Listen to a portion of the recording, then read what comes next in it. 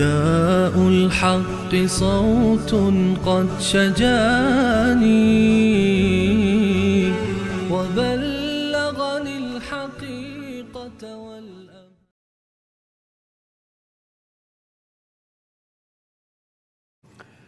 بسم الله الرحمن الرحيم. الحمد لله رب العالمين والصلاة والسلام على سيد الأنبياء والمرسلين حبیبنا محمد و علی آله و صحبه اجمعین.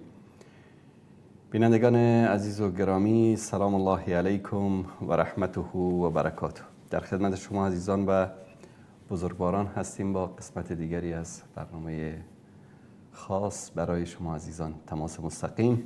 و در این برنامه به سوالات و شبهات و پیام‌های شما عزیزان پاسخ خواهیم داد و در لابلای برنامه از طریق شماره واتساپی که دوستان زیرنویس خواهند کرد می‌توانید هم به طور مستقیم و هم از طریق واتساپ به این برنامه تماس بگیرید و در طول تقریباً 2 ساعت در خدمت شما عزیزان خواهم بود. در این برنامه زنده و دلگفته‌ها و سوالات و شبهات شما عزیزان رو خواهیم شنید و پاسخ خواهیم داد. تا برقراری تماس‌های عزیزان ما یک سری مطالبی هست که از طریق پیام‌ها عزیزان ما پرسیدند و انشالله در این برنامه پاسخ خواهیم داد و همچنین تماس‌های شما عزیزان رو هم خواهیم گرفت.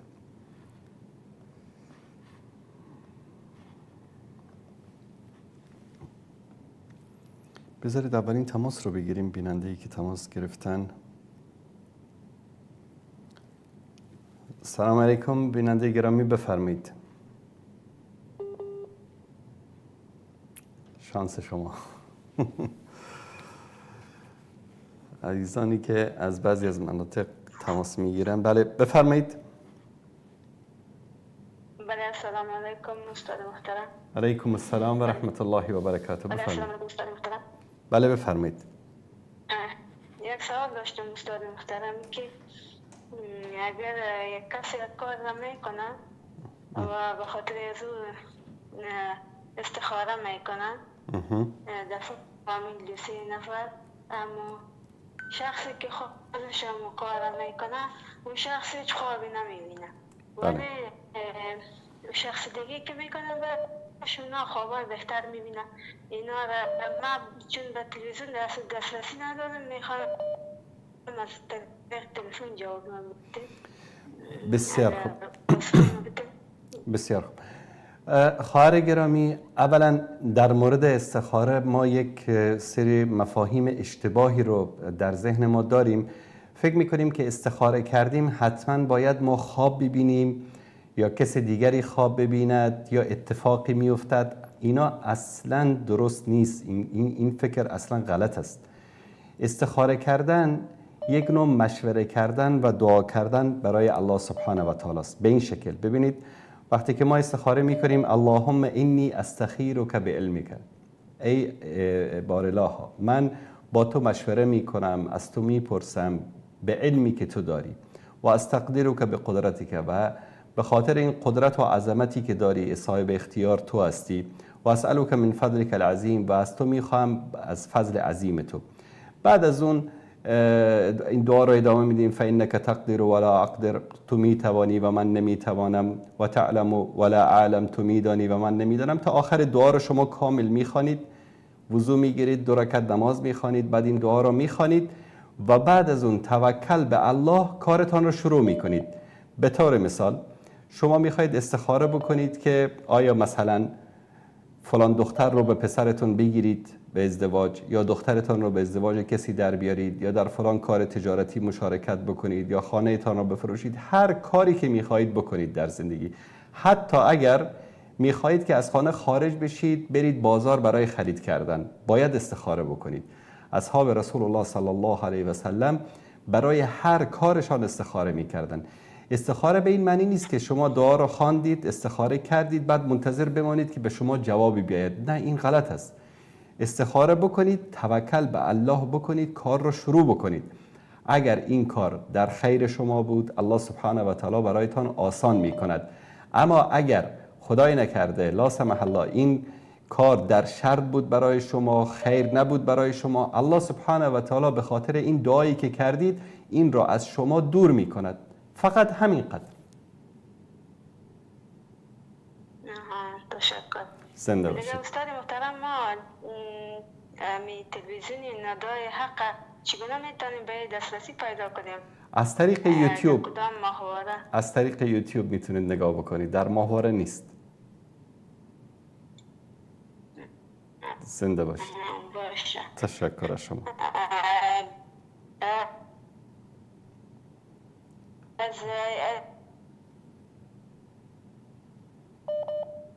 متاسفانه تماس ایشون مشکل داشت. بیننده بعدی. سلام علیکم، بفرمایید. سلام علیکم. علیکم السلام و رحمت الله و برکاته. یک چند سوال داشتم. بفرمایید. اولین سوال این که چیکار بکنیم که اراده انسان مستحکم بشود؟ اراده رو خوبتر میدونید. بله. که انسان. دومین سوال، آیا در غریبی یا اینکه در چی میگویم از شهر و وطن خود بیرون هستی، میگوین نمازها رو جمع بس خواندن ممکن است، میگن مثلا پیشین رو به همراه عصر رو به شام رو به همراه خفتن. آیا همین رو اگر ما همین کار رو انجام ندادیم، مثلا ما کاری کردیم که همین کار رو جمع بس نکردیم، آیا ما گناهکار میشیم یا نه؟ باشه چشم. تشکر از شما، پاسخ خواهم داد. سلام. خدا نگهدار. یک انسان مسلمان قوی است. به چی قوی است؟ به ایمان. ایمان قوی برای انسان اراده قوی می آورد. ایمان قوی این که شما باید این اعتقاد را داشته باشید که یک خالقی است، پروردگاری است که همه چیز در اختیار اوست. ما مثلا سوره حمد رو میخوانیم، بسم الله الرحمن الرحیم، الحمد لله رب العالمین. سپاس و ستایش ویژه پروردگاری است که پروردگار عالمیان است. همین دنیا، همان دنیا، همه موجودات، همه کائنات رو پروردگارش الله سبحانه و تعالی. الرحمن الرحیم، بسیار مهربان، بی نهایت مهربان و نهایت با رحم است.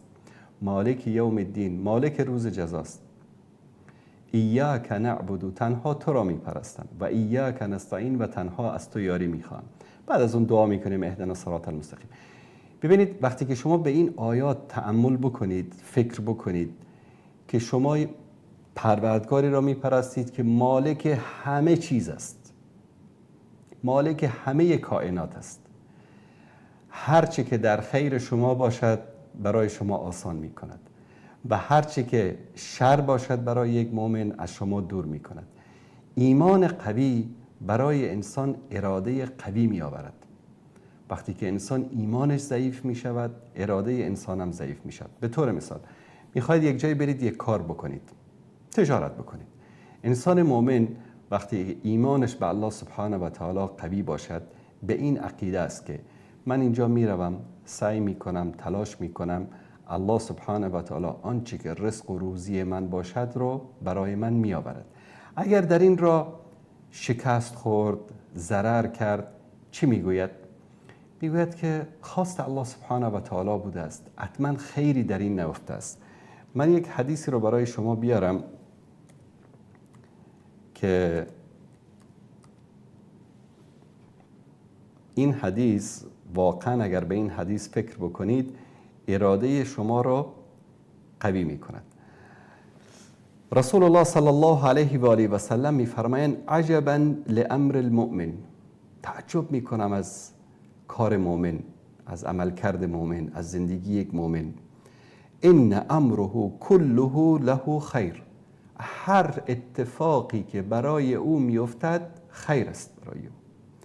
ببینید ایمان این است که این عقیده رو داشته باشی که هر اتفاقی که در زندگی افتاد، فرزند تو از دست دادی، همسرت ازت طلاق گرفت، در تجارتت ضرر کردی، سود کردی، هر اتفاق خیر و شری که برای تو افتاد، بدان که همه اینها در حق یک مؤمن خیر است.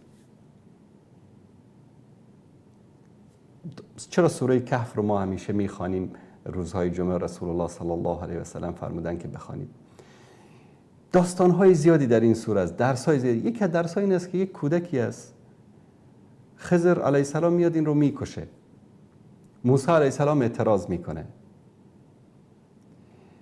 خضر علیه السلام در آخر داستان میگه که سبب کشتن این کودک این بود که پدر و مادرش مؤمن بودن و این کودک که بزرگ میشد سبب اذیت و آزار و فتنه برای آنها میشد. به خاطر همین الله مقدر کرده بود که این کودک در خردسالی بمیرد.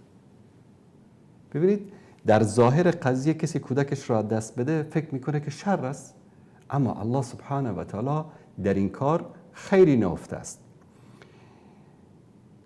ولیس ذلک لأحد الا للمؤمن، و این برای هیچ کس نیست این آرامش و این ایمان الا برای مؤمن.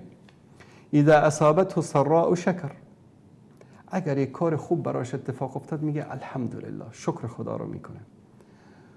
فکان خیرا له، برای او خیر است. و اذا اصابته ضراه صبر، اگر یک مشکلی براش پیش آمد، سختی براش پیش آمد، صبر میکنه. فکان خیرا له، برای او خیر است. پس هر کاری که، هر اتفاقی که برای یک انسان مسلمان میفته برای او خیر است، چه در ظاهر خیر باشد چه در ظاهر شر باشد. در نزد الله سبحانه و تعالی برای یک مسلمان همه اینها خیر است. این اعتقاد را اگر داشته باشید، این عقیده را اگر داشته باشید، اراده شما قوی می شود. در مورد نماز سفر ببینید، ما در دین مبین اسلام یک سری رخصت ها داریم. رخصت چه معنی؟ رخصت این که الله سبحانه و تعالی نمیخواد که مسلمان در سختی و مشقت بیفتد. مثلا ماه رمضان، فمن کان مریضا او علی سفر فعدة من ایام اخر.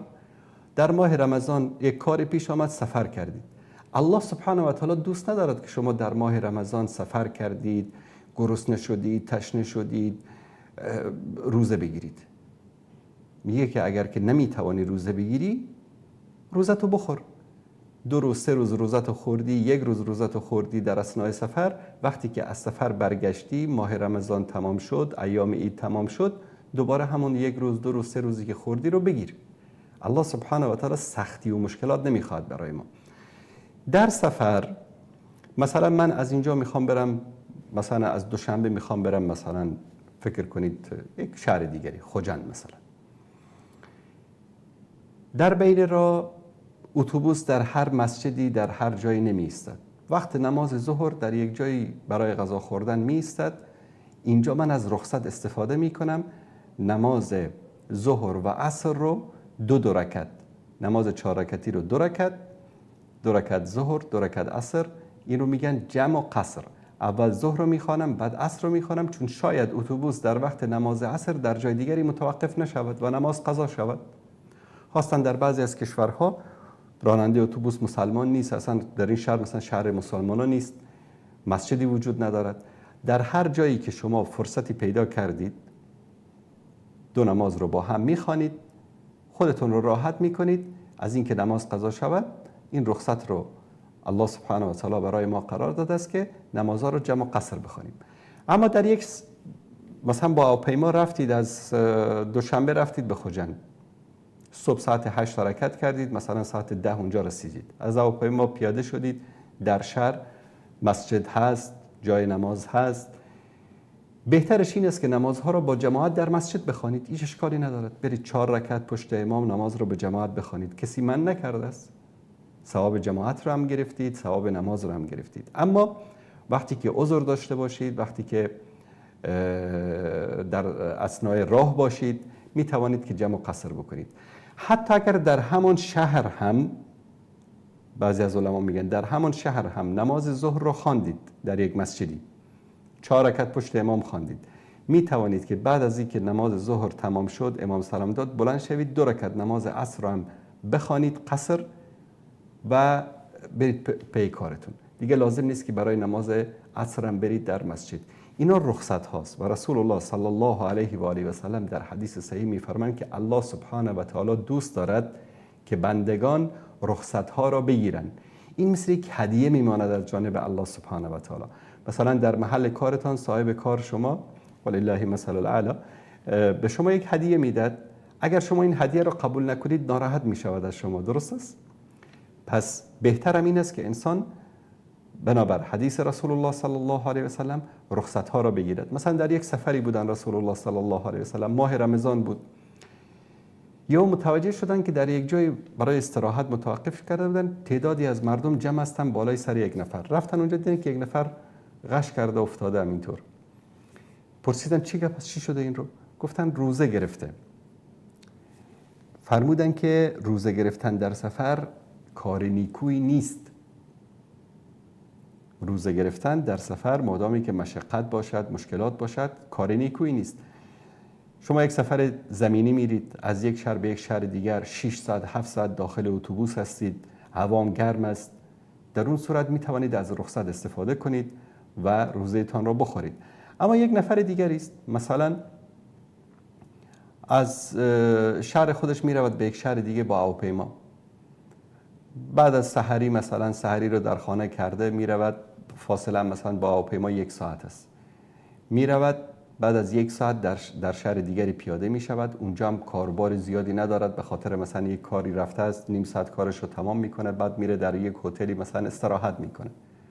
آیا این انسان روزه بگیره بهتر است یا روزه نگیره بهتر است؟ این برمیگرده به خودش. اگر برایش سخت است، مشقت است، احساس گرسنگی و تشنگی کرد، اجازه دارد که روزه‌اش را بخورد و بعد از رمضان 1 روز قضا بگیرد.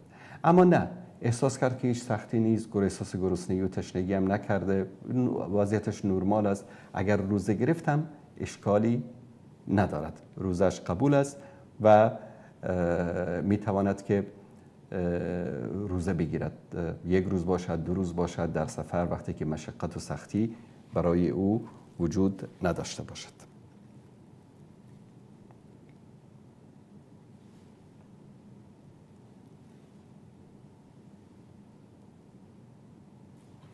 خب بیننده دیگری از طریق یکی از عزیزان سوالی کرده بودند که شما در بعضی از برنامه‌ها گفتید که پوشاندن صورت واجب است، یعنی برای خانم‌ها وقتی که حجاب دارن پوشاندن صورت واجب است، در حالی که بعضی از علما و بعضی از مفسرین و فهم ایشان یا کسانی که این دوستمون سخنان آنها را شنیدن میگن که نه، پوشاندن صورت واجب نیست. اولا این که در قضیه حجاب همه علمای جهان اسلام بر این متفق هستند که یک زن مسلمان عاقل بالغ باید حجاب کامل داشته باشد. در مورد پوشاندن صورت بین علما تعداد اندکی از علمای سلف و تعدادی از علمای خلف، یعنی در عصر ما بعضی از علما به این نظر هستند که نه خیر، پوشاندن صورت واجب نیست. این یک قضیه اختلافی است. اما آنهایی که میگویند پوشاندن صورت واجب است، اونا هم دلایل خاص خودشان را دارند. برای شخص من این ثابت شده است که پوشاندن صورت برای یک زن واجب است و جزئی از حجابی است که الله سبحانه و تعالی امر کرده است. یک نکته دیگری هم در اینجا اشاره بکنم. با وجود این که تعدادی از علما میگویند که پوشاندن صورت واجب نیست، اما همین علما و جمهور علمای اسلام اهل سنت و جماعت به این عقیده هستند که اگر خطر فتنه باشد زن باید صورت خودش را بپوشاند. خطر فتنه باشد، مثلا یک زن زیبارویی است در یک جای عمومی، در پارک، در شهری که در اونجا مردم به طرفش نگاه میکنن، خطر فتنه وجود داشته باشد، در اون صورت پوشاندن صورت واجب است. حتی همون علمایی که میگویند که در حالت نرمال و عادی پوشاندن صورت واجب نیست، میگویند در وقتی که خطر فتنه باشد پوشاندن صورت واجب است. اما در قرآن کریم الله سبحانه و تعالی در سوره نور آیه 31، آیه طولانی است، من این رو از مصحف خدمت شما عزیزان نشون بدم در اینجا سوره نور آیه 31. بله، الله سبحانه و تعالی در اینجا میگه و قل للمؤمنات. آیه اول در مورد مؤمنین است. اول امر میشه به مردان مؤمن، و قل للمؤمنین یغضوا من ابصارهم. بگو به مردان مؤمن که چشمان خودشان را از نگاه به نامحرم بپوشانند. بعضیا در اینجا میارن که اگر که پوشاندن چشم از نگاه به نامحرم برای مرد واجب است طبق این آیت، پس زنها حتما صورتشان باز بوده که پوشاندن چشم پوشی و غض البصر برای مرد هم امر شده است. نه، تنها مسئله صورت نیست. کلا یک زنی که از جلوی یک مردی رد بشه، ولو صورتش پوشیده باشه، صورتش باز باشه، در هر صورت یک مرد مؤمن باید چشمش رو بپوشانه. و این صدق میکنه مثلا شما میرید به سفر به کشورهای خارج، در اونجا دیگه شما نمیتونید زنها را امر بکنید که همه حجاب بپوشن که جناب والی اونجا میخواید رد بشید. در اینجا وظیفه شما هست که چشمتان را از نگاه به نامحرم بپوشانید. تنها این نیست، فیلم هست، تلویزیون هست، عکس هست، در اماکنی هست که زنهای بی حجاب هستن در اونجا. پس قرآن یک کتابی نیست که برای یک زمان و مکان و انسانهای محدود باشه، برای هر زمان و مکان است. به خاطر همین امر شده که مردها هم چشم خود را بپوشانند از نگاه به نامحرم. آیه بعدی و قل للمؤمنات یغضضن من ابصارهن و یحفظن فروجهن. و به زنان مؤمن هم امر شده که چشمان خود را از نگاه به نامحرم بپوشانند. در اینجا به این معنی نیست که طرف مقابل مرد باید صورت خودش رو بپوشانه که زن اون رو نبینه. نه، در اینجا وقتی که یک زن مسلمانی که از خانه خارج میشه، طبیعتاً چه صورتش پوشیده باشه چه صورتش باز باشه، پیش جلوی خودش رو میبینه، نگاه میکنه. پس در جایی که خطر فتنه هست، خطر گناه هست، چشمان خود را باید از نگاه به نامحرم بپوشانه. و یحفظن فروجهن، و شرمگاه خود را از حرام حفظ بکنن. ولا یبدین زینتهن الا ما ظهر منها، و زیب و زینت خود را، زیبایی های خود را آشکار نکنن الا آنچه که به شکل نرمال خودش ظاهر می شود. اختلاف علما در اینجاست که تعدادی از علما میگویند که صورت جز زینت زن نیست. اونایی که میگن که باز بودن صورت اشکالی ندارد میگن صورت جز زینت نیست. اما اکثر علمای سلف به این عقیده هستند که صورت زن جز زینت زن است. شما ببینید همه شعرا در طول تاریخ وقتی که یک زنی رو توصیف کردن، خاصا شعرایی که دیگه میدونید در وصف عشق و عاشقی و زنها و دخترها شعر گفتن، هیچ شاعری نیومده از پا و نمیدونم از اماکن دیگری یک زن تعریف کرده باشه. بیشترین تعریف و تمجید شعرا مثلا در وصف یک زن در چی بوده؟ در صورت بوده. چشمانش اینطوری است، مژه‌هاش اینطوری است، ابروهاش اینطوری است، لبش و گونه‌هاش و موهاش و از اینا تعریف کردن. شما وقتی که به خواستگاری یک نفر، مثلا مادرتون رو به خواستگاری یک نفر میفرستید، میگید که ببین که زیبا باشد، بیزیب نباشد. به قول عزیزان تاجیک میگن بیزیب نباشد. بیزیب یعنی چی؟ یعنی بد شکل، بد قواره نباشد.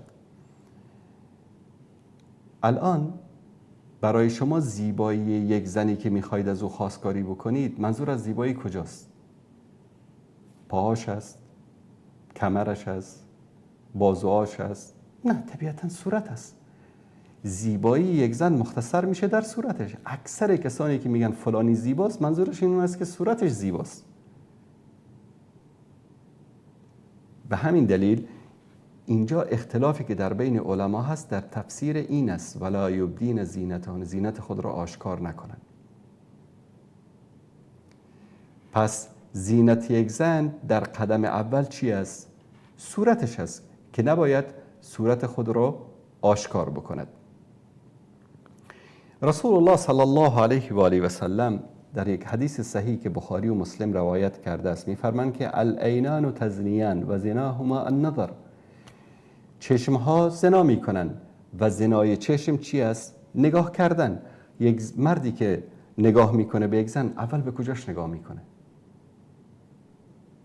به صورتش نگاه میکنه. پس صورت یک زن جزء زینتی است که الله سبحانه و تعالی امر میکنه که ولا یبدین زینتهن، زینت خود را برای نامحرم آشکار نکنند.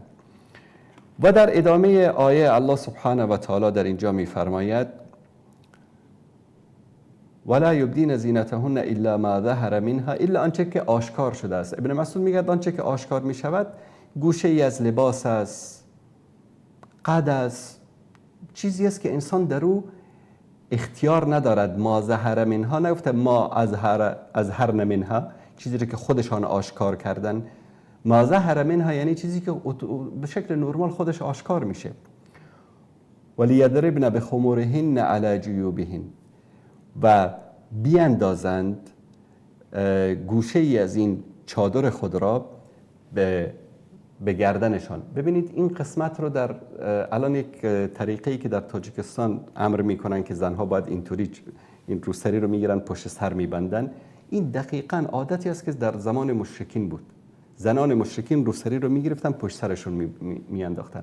الله سبحانه و تعالی در این آیه امر میکنه ولیضربن بخمورهن، به روسریای خودشان رو بندازند، طوری بندازند که صورتشون و گردنشون و بالای سینهشون اینجا رو پنهان بکنه.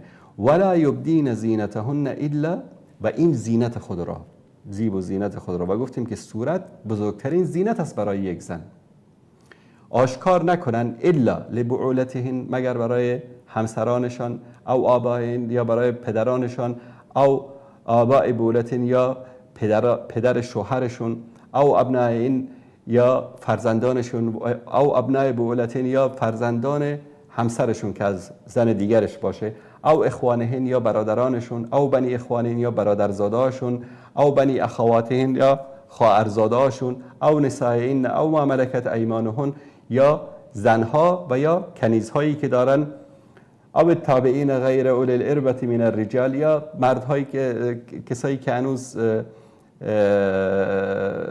مردهایی که دیگه به سن رسیدن که دیگه رغبتی به زنها ندارن، او الطفل الذی لم یظهر علی عورات النساء، یا کودکی که دیگه نمیدونه زن و مرد چی است، هنوز مسائل جنسی براش آشکار نشده. ولا یضربن بارجلهن لیعلم ما یخفین من زینتهن. ببین اینجا این یک نکته خیلی جالب است. اینجا میگه طوری پاشون رو به زمین نزنن که در سابق مد بود، الان هم در بعضی از کشورها مثلا در هند، در افغانستان اینجاست، یک زنجیر مانندی است به پاهاشون میبندن که در وقت راه رفتن صدا میکنه. و این رو میگه، این پازیب میگن در افغانستان، نمیدونم در کشورهای دیگه چی بهش میگن. این رو میگه طوری پاتون رو به زمین نزنید که این زینت پنهانی پاهاتون هم آشکار بشه. یعنی ببینید اون پا رو، پازیبی که در پا رو، اونو میگه طوری شما راه نرید که اون آشکار بشه، یعنی اون زیب و زینتی که دارید آشکار بشه.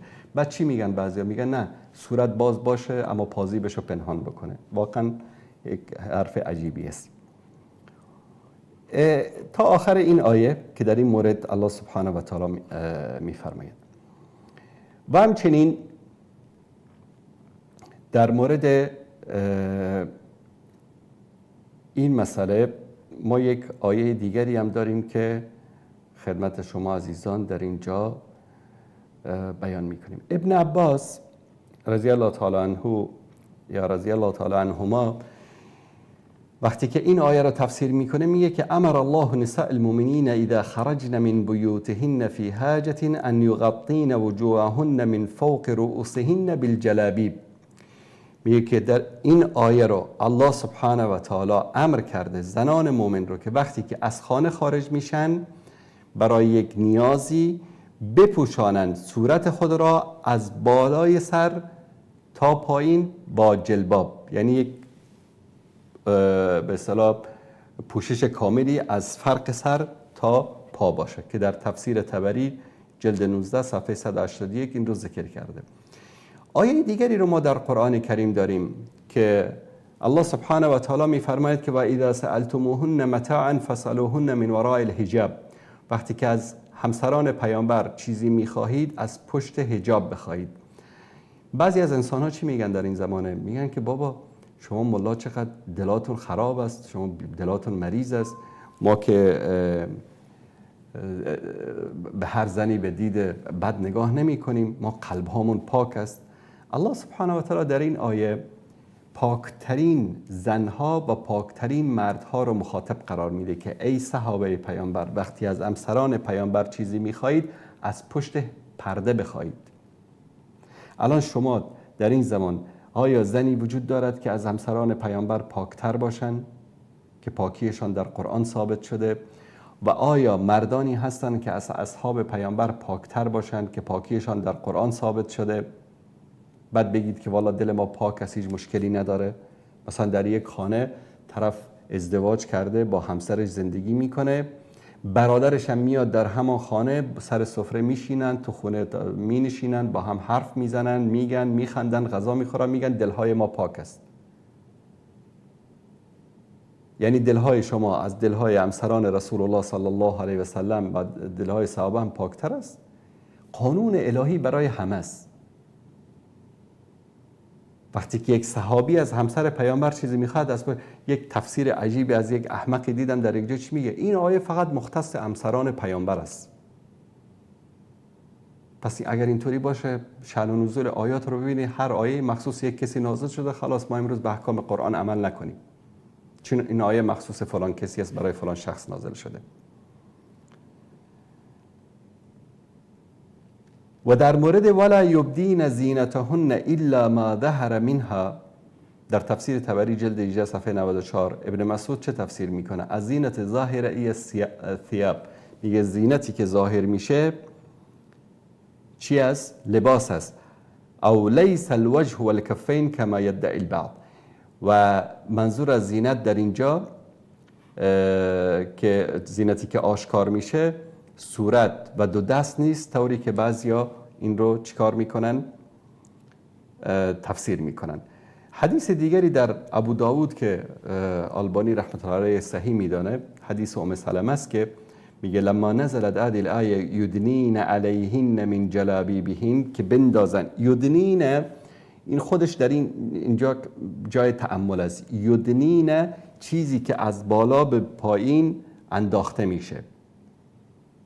در اینجا نگفته که رو شانه های خودتان بندازید، چیزی که از بالا تا پایین انداخته میشه. یدنین علیهن من جلابیبهن، جلباب اون لباس بزرگی است که از سر تا پا بپوشانه. ام سلمه رضی الله تعالی عنها همسر رسول الله صلی الله علیه و سلم میفرمایند خرج، بعد از اینکه این آیه نازل، خرج نساء الانصار کان علی رؤوسهن غربان من السکینه و علیهن اکسیه سود یلبسونها. میگه که وقتی که این آیه نازل شد، میگه زنان انصار از خانه خارج شدن در حالی که مثل یک کیس، مثل یک خریطه ای از بالا تا پایینشون رو به رنگ سیاه یک پارچه ای رو انداخته بودن. حدیث دیگری رو داریم که اینم در ابو داود است و حدیث صحیح است. میدونید که در حج اتفاق فقها در این است که در حج زن صورتش و دستانش رو نباید بپوشانه. اگر باز بودن صورت واجب نمی بود، چرا در حج علما تاکید میکردن که صورت و دستان زنها نباید پوشانده بشه؟ الا وقتی که نامحرم از پیش روی میاد، یا الان وقتی در مسجد الحرام طواف میکنن یا در منی و در عرفات شلوغ است، مردهای نامحرم چهار دور و بر هست، در اینجا باید زنها با یک پارچه صورت خودشان را بپوشانند. این فهم صحیح و دقیق از این آیه است. دلیل چی است؟ ام المؤمنین عایشه صدیقه رضی الله تعالی عنها در این حدیث روایت میکنه که کان الرکبان یمرون بنا و نحن مع رسول الله صلی الله علیه و سلم محرمات. ما محرم بودیم، احرام داشتیم و با رسول الله صلی الله علیه و سلم در سفر حج بودیم. فاذا هذون استدلت احداهن جلبابها علی وجهها. میگه وقتی که مردها از کنار ما عبور میکردن یا روبروی ما میآمدن، یکی از ما با گوشه لباسش چیکار میکرد؟ صورت خود را میپوشاند. فاذا جاوزونا کشفناه. وقتی که رد می شدن از کنارمان دیگه مرد نامحرم نبود، صورتمان رو باز می کردیم. این یعنی چی؟ یعنی امروز بعضیا میان میگن پوشاندن صورت واجبه. در حج در حالت احرام ام المؤمنین میگه که ما وقتی که مرد نامحرم از پیش روی ما ظاهر میشدن صورت خودمون رو میپوشاندیم، به این معنی که پوشاندن صورت در حجاب واجب است. حدیث دیگری حدیث ابن عمر است که در رضی الله تعالی عنهما که در بخاری حدیث شماره 1838 که میگه لا تنتقب المرأة المحرمه ولا تلبس القفازین، میگه که زن که احرام میکنه نقاب نمیزنه و دستکش نمیپوشه. خب اگر دستکش نپوشیدن و صورت باز بودن جزئی از حجاب نمیبود، واجب نمیبود، ابن عمر چرا این رو بگه؟ مشکل اینجاست که امروز با بعضیا وقتی در این مورد صحبت بکنی میگه والا قرضاوی صاحب گفته، والا فلانی صاحب گفته، آلبانی صاحب گفته، این گفته، اون گفته. یعنی اینها رو تو حرف اینها رو بر حرف ابن عمر، ابن مسعود، ام المؤمنین عایشه رضی الله تعالی عنهم اجمعین تو ترجیح میدی؟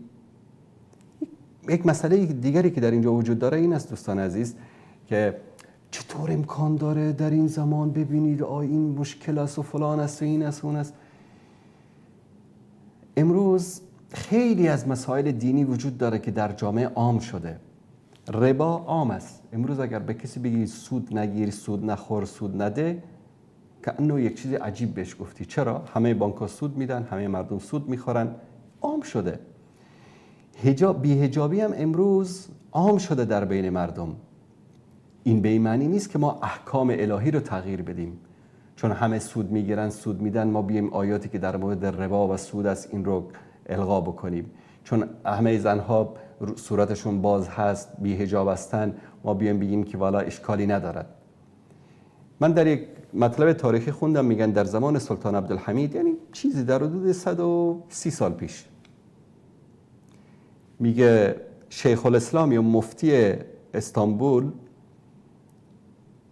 به پادشاه، به خلیفه نامه می نویسه که 2-3 تا زنی که صورتشون باز هست در استانبول ظاهر شدن و از خطر این هشدار میده به خلیفه.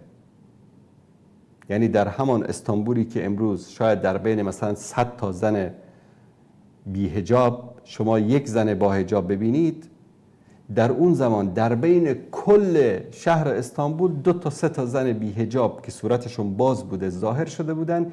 این برای مردم عجیب بود. و امروز شده برعکس. اگر در یک جمعی یک زنی که با حجاب کامل اسلامی ظاهر بشه، صورتش پوشیده بشه، همه چپ چپ نگاه میکنن که انگار یک کار عجیب و غریبی انجام داده است. این به این معنی نیست که ما احکام الهی رو تغییر بدیم.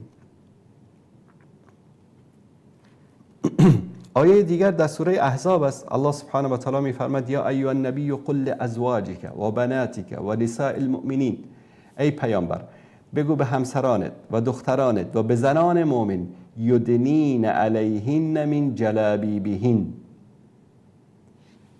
من سوره احزاب آیه 59 رو برای شما بیارم در اینجا.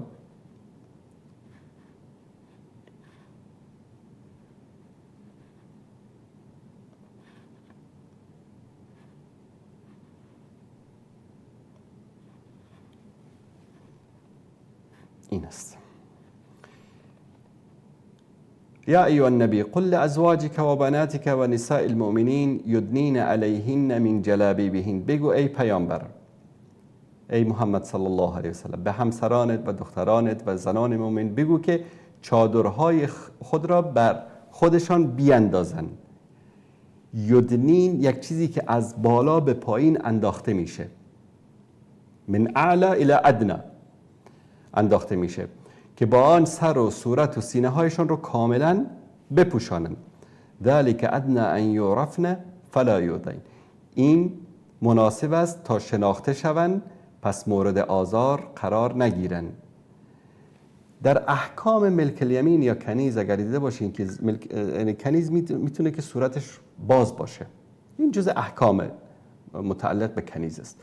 اما فرق بین یک زن آزاد و بین یک کنیز در اون زمان این بود که زن آزاد از فرق سر تا پنجه پاش پوشیده بود و کنیز صورتش باز بود. اگر در همین حکم فقهی کسی دقت بکنه متوجه میشه که پوشاندن صورت در حجاب چی از واجب است. بعضی هم دلیل میارن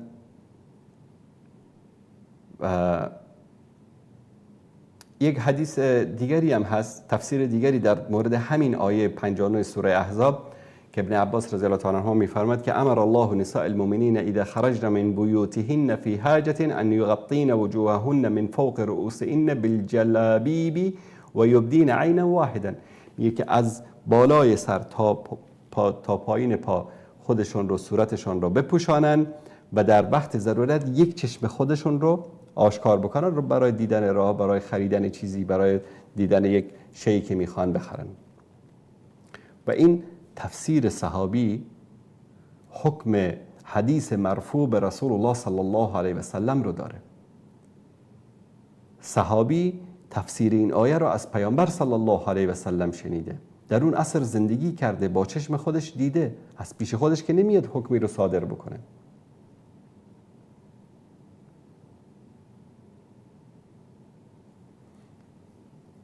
یک مسئله دیگری هم در اینجا حدیث رو برایتون بیارم. امام احمد روایت میکنه که در مسئله کسی که نامزد میشه میگه روایت شرعی که میتونید به نامزدش رو بره ببینه. روایت شرعی چی است؟ اذا خطب احدکم امرأة فلا جناح علیه ان ينظر منها اذا كان انما ينظر الیها لخطبه و ان كان للخطبه. و کسی که بخواد مثلا یک دختری رو خواستگاری بکنه براش اجازه است که بره اون رو چیکار بکنه؟ ببینه. الان اگر زنها همه در اون زمان صورتشون باز بود، در کوچه و خیابان میگشتن، این حدیث چه معنی داشت که بره اون رو ببینه؟ خب میره تو کوچه و بازار سر راش مینشست میدید، نیازی نبود که بره تو خونه اون رو ببینه. پس از این حدیث این برداشت میشه که در کوچه و بازار زنها صورتشون پوشیده بود، برای کسی که دختری رو خواستگاری میکرد براش اجازه است که بره در خونه اون رو ببینه. و دلایل زیادی وجود دارد که من نمیخوام وقت برنامه رو بگیرم و بازم اگر که دوست عزیز ممکن سوالو کرده قانع نشد انشاءالله بیشتر در این مورد صحبت خواهیم کرد. بیننده عزیز بفرمایید. السلام علیکم و رحمت الله و برکاته. علیکم السلام و رحمت الله و برکاته. جناب استاد در صفحه یوتیوب تان یک کلیپی را منتشر کردید شیوه خواندن نماز پیامبر صلی الله علیه و سلم به خود مولانا عبدالقدوس دهقان ادا کرد و در ادا کردن در بعضی عملکردهایش مثلا در وقت تکبیر تحریمه دستا را تا شانه ها بلند کرد و در وقت بستن دستا را در بین سینه و ناف بسته کرد. اما بعضی عملکردهای مطابق اهل سنت حنفی خواندن نمازش نبود. آیا صحت خواندن نماز اهل سنت حنفی اشتباه است؟ نه برادر، اشتباه نیست. هر دوی اینها اگر شما در اون کلیپ دقت کرده باشید جناب مولانا عبدالقدوس دهقان همه اینا رو توضیح میده.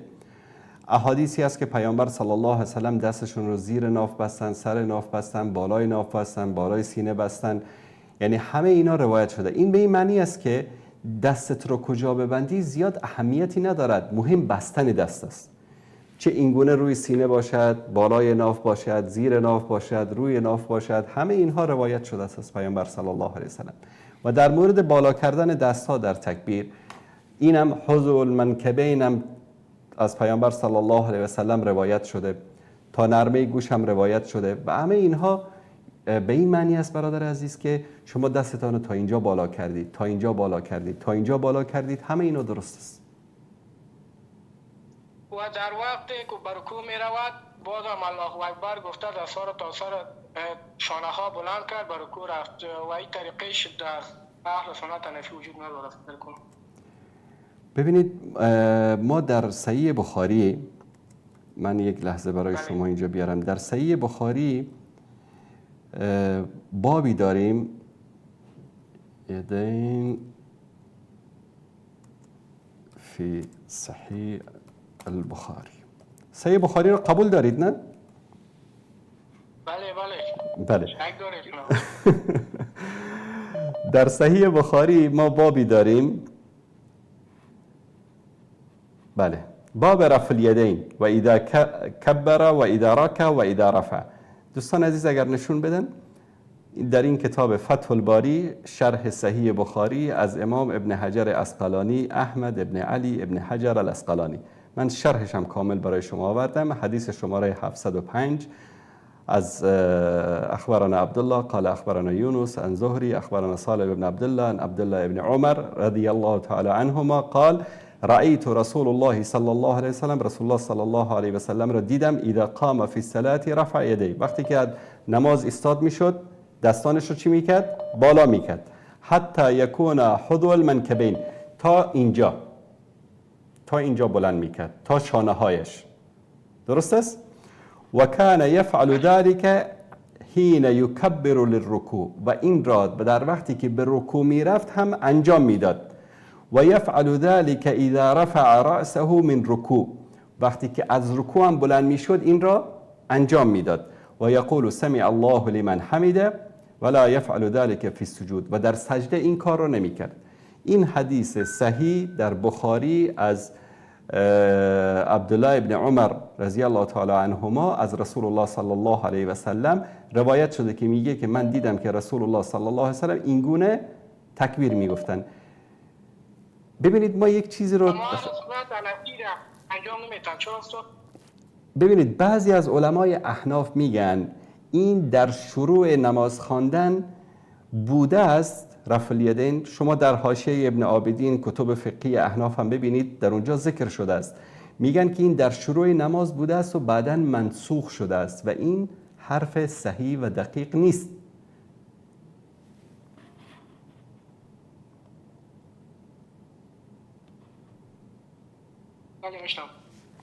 بله گفتم این حرف صحیح نیست. میگوین که این منسوخ شده. این سنت است، انجام بدید. اگر انجام ندهید در نماز شما خلل ایجاد نمی شود. متوجه هستید؟ رفع الیدین را انجام دادنش یا انجام ندادنش در اصل نماز خللی ایجاد نمی کند. نماز حنفی به طریق حنفی هم بخوانید صحیح است، به این طریق هم بخوانید صحیح است، چون رفع الیدین جزء فروض و واجبات نماز نیست. یک مسئله مهمی رو که در اینجا خدمت شما بیان بکنم، گاهی اوقات ما در مسائل مذاهب مییم تعصب میکنیم، یعنی میگیم که اگر رفع الیدین کردی نمازت باطل است، یا طرف مقابل میاد اگر رفع الیدین نکردی نمازت باطل است. این غلط است. شما چه رفع الیدین بعد از رکوع کردید درست است، نکردیدم درست است، نمازتان اشکالی ندارد. درست جناب استاد. یک سوال داشتم که از شما که آیا حضرت لقمان و حضرت خضر علیه السلام پیامبر بودن؟ طبق رای اکثر علما بله پیامبر بودن. و جناب استاد به ما یک سایتی را معرفی کنید که احادیث تمامش اهل سنت باشد، دمو شامل باشد، دمو را معرفی میتونید بکنیم ما؟ باشه، من در یک سایتی هست که من خودم از این سایت استفاده می کنم به نام الباحث الحدیثی. این رو من الان خدمت شما عزیزان در کامنت می نویسم. خوب است؟ درست فرمایید. زنده باشید. تشکر از شما. تشکر برادر عزیز. من در کامنت می نویسم. این یک سایتی است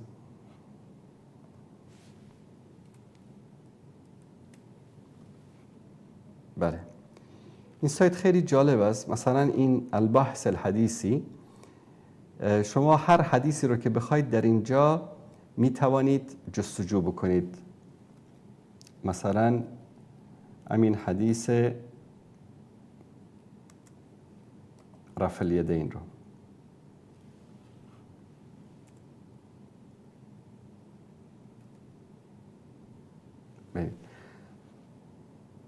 همین حظو من اینجا نوشتم کل احادیثی که در مورد رفع الیدین هست رو برای من آورد. ببینید همین کلمه حظو نوشتم در اینجا برای من. مثلا در حدیث بخاری و مسلم در اینجا میاره ان رسول الله صلی الله علیه و سلم کان یرفع یده حذو منکبیه اذا افتتح الصلاة، وقتی که نماز رو میخواند شروع میکرد دستانش رو تا اینجا بلند میکرد. و اذا کبر للرکوع، وقتی که به رکوع میرفت هم الله اکبر میگفت. و اذا رفع رأسه من الرکوع، وقتی از رکوع بلند میشد الله اکبر میگفت. حدیث بعدی هم همین است. حتی این سایت خیلی جالب است، شرح این حدیث رو در اینجا نوشته، شرح الحدیث، شرح رو میزنید این رو برای شما شرح میکنه در اینجا.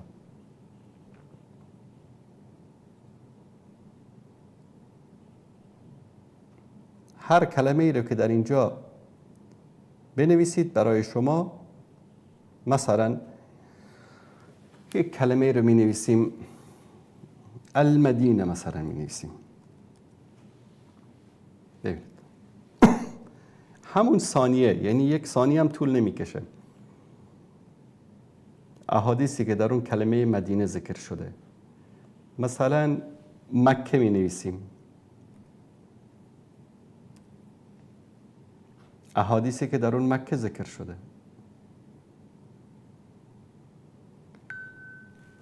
هر کلمه ای رو که در اینجا بنویسید همون ثانیه، چون که این سایت ها با هوش مصنوعی هم چیز شده، تنظیم شده، برای شما میاره و خیلی سایت جالبی است و قابل اعتماد هست. میتونید که به این سایت اعتماد بکنید.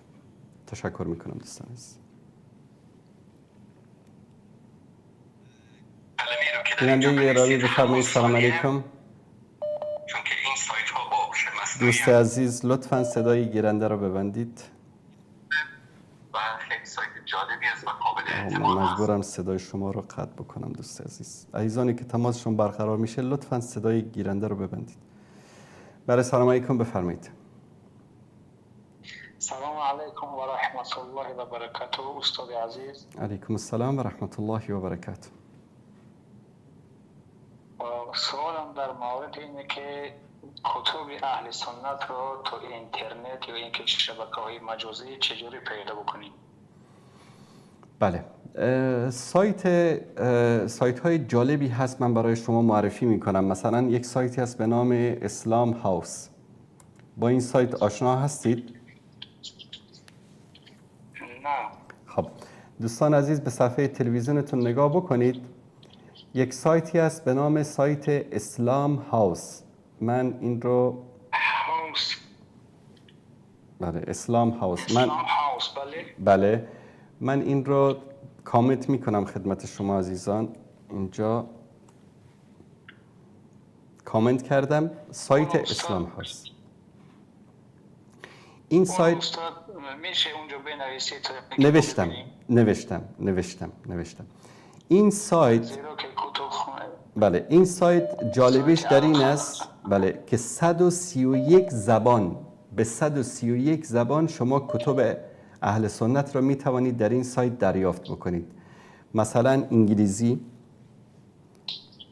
اندونزی، کردی، ازبکی، بوسنی، اردو، بنگالی، فارسی، سواحلی، چینایی، عربی، حتی تاجیکی هم داره. این قسمت تاجیکیش است دوستان عزیز. قسمت تاجیکیش من باز میکنم، ببینید همه کتاب هایی رو که بخواید به زبان تاجیکی در اینجا میتوانید که دریافت بکنید. دریافتش هم خیلی آسان است. حتی میتوانید جستجو بکنید، سرچ بکنید به زبان تاجیکی. ببینید هر کتابی رو که به تاجیکی بخواید، حتی ویدیوها رو، برنامه‌های مختلف رو به زبان تاجیکی میتوانید از اینجا دریافت بکنید. بعد جزاک الله خیرا، بارک الله فیکم استاد. زنده باشید، سلامت باشید. تشکر از شما. مثلا بخش فارسیش هم برای شما عزیزان باز میکنم. این بخش فارسیش است و در اینجا کتاب هایی که نیاز دارید میتوانید در اینجا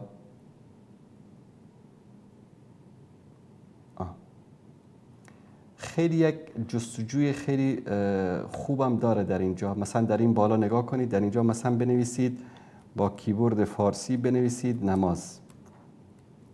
چون بخش فارسی این سایت کار خود ماست و من مدتی مدیریت بخش فارسیش رو به عهده داشتم. وقتی که این کتابا رو اضافه می کردیم، این مثلا نماز می نویسید کتاب هایی که در مورد نماز هست رو برای شروط نماز، چگونه نماز بخوانیم، ای کسی که از نماز غافلی. و مثلا این کتاب را اگر باز کنیم، این کتابی است که کتاب مختصری است که من نوشتم. هم می توانید بشنوید این کتاب رو در اینجا و هم دانلود بکنید. خیلی صفحه جالبی است، هم برای دانلود در اینجا هست، به شکل MP3 می توانید که دریافت بکنید. مثلا در اینجا کیفیت نماز پیامبر صلی الله علیه و آله و سلم، این رو کلیک میکنیم.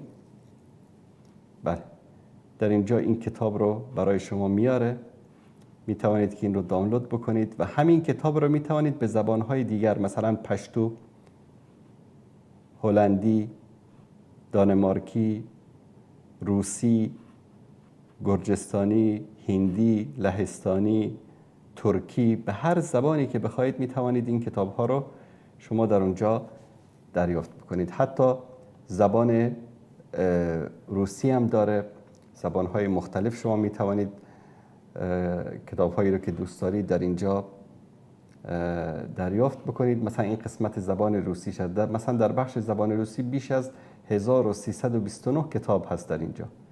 این بخش روسیش است. یکی از سایت های بسیار جالب و بزرگی است که می توانید از این سایت استفاده بکنید دوستان عزیز. تشکر می کنم از عزیزان. همچنین یک سایت دیگری را هم برای شما معرفی کنم در اینجا.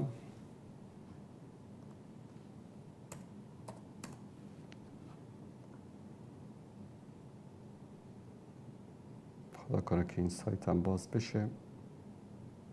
بله، این کتابخانه عقیده یا کتابخانه قلم هست. این رو هم خدمت شما عزیزان لینکش رو می نویسم. دوستان اگر نشون بدن، در این کتابخانه هم شما می توانید به زبانهای مختلف، این سایتی است که خودمون درست کردیم با جناب شیخ اسحاق دبیری رحمت الله علیه و این نتیجه تقریباً 4-5 سال زحمتی است که کشیده شده و مدیریت این سایت را تقریباً به مدت 7-8 سال من به عهده داشتم. اینم به زبانهای پشتو، فارسی، عربی، اردو، انگلیسی، تاجیکی و مالایی می توانید که در این کتابخانه کتاب‌ها رو دریافت بکنید. مثلا یک کتابی رو در مورد زکات مثلا جستجو می‌کنیم، کلمه زکات رو سرچ می‌کنیم. بله، آموزش احکام زکات، توضیحاتی در مورد زکات، حکمت و فقه روزه، خمس غنایم. مثلا این کتاب آموزش احکام زکات رو روش کلیک میکنیم، به این شکل یک صفحه باز میشه. میتوانید کتاب رو از اینجا دانلود بکنید. خیلی راحت کتاب دانلود میشه. PDF ش رو دانلود فایل PDF، صفحه برای شما باز میشه.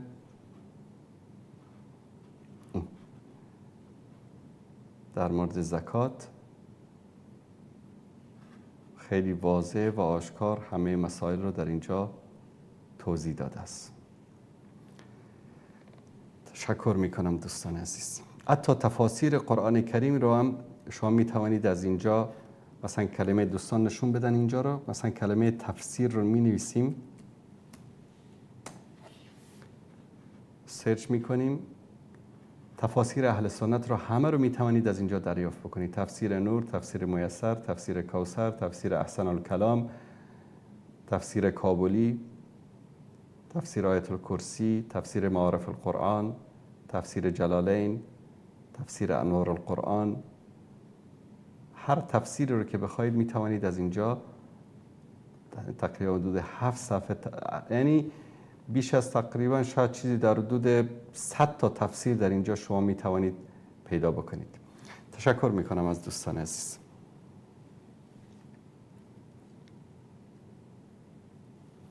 بیننده گرامی بفرمایید. السلام علیکم و رحمت الله. علیکم السلام و رحمت الله و برکاته. حضرت جان یک سوال داشتیم با شما، الله از شما راضی باشد. بفرمایید. یک سوالی که دخترچه دارم، بله. آیا سوراخ کردن گوشهای کودک دخترچه، سوراخ کردنش، گوشواره کردن درست است در اسلام؟ هیچ مشکلی ندارد. هیچ مشکلی ندارد برادر عزیز. هیچ مشکلی ندارد. مادرم باشن میگن که این حتمی است. یعنی این جز زینت زن است، یعنی هیچ اشکالی ندارد، هیچ مانعی نیست، هیچ جایی نگفته که این کارو نکنید. سلامت باشید حضرت جان. زنده باشید. تشکر از شما. خب الله نگهدار. الله نگهدار شما.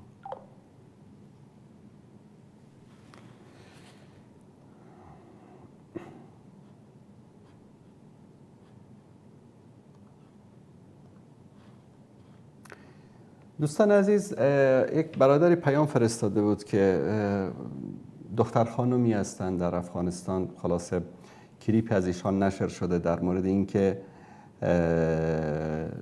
فرمودن که 31 هزار نفر از افغانستان به حج رفتن، حج اینها قبول نمی شود چون که در افغانستان مردم فقیر وجود دارد، در افغانستان مردم نیازمند وجود دارد و حاجیان نباید به حج برن، باید به فقرا و مستمندان کمک بکنن.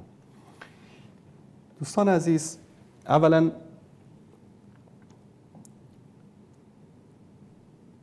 حکم حج و عبادت‌های اسلامی و کمک به فقرا و مستمندان، همه اینها رو در اسلام الله سبحانه و تعالی و رسول الله صلی الله علیه و سلم بیان کردن. ما نباید اینطوری فکر بکنیم که به خاطر اینکه یک مشکلی رو در یک جامعه حل بکنیم باید حتما یک عبادتی رو، یک رکنی رو، یک فرضی رو، یک واجبی رو قربانی بکنیم. الله سبحانه و تعالی برای همه مشکلات جامعه ما حلولی رو در دین مبین اسلام قرار داده است. مثلا صدقه هست، زکات هست، خیرات هست، کفاره هست و احسان و نیکی و بر هست و اینها جز وظایف مسلمان ها شده. زکات جز ارکان دین است.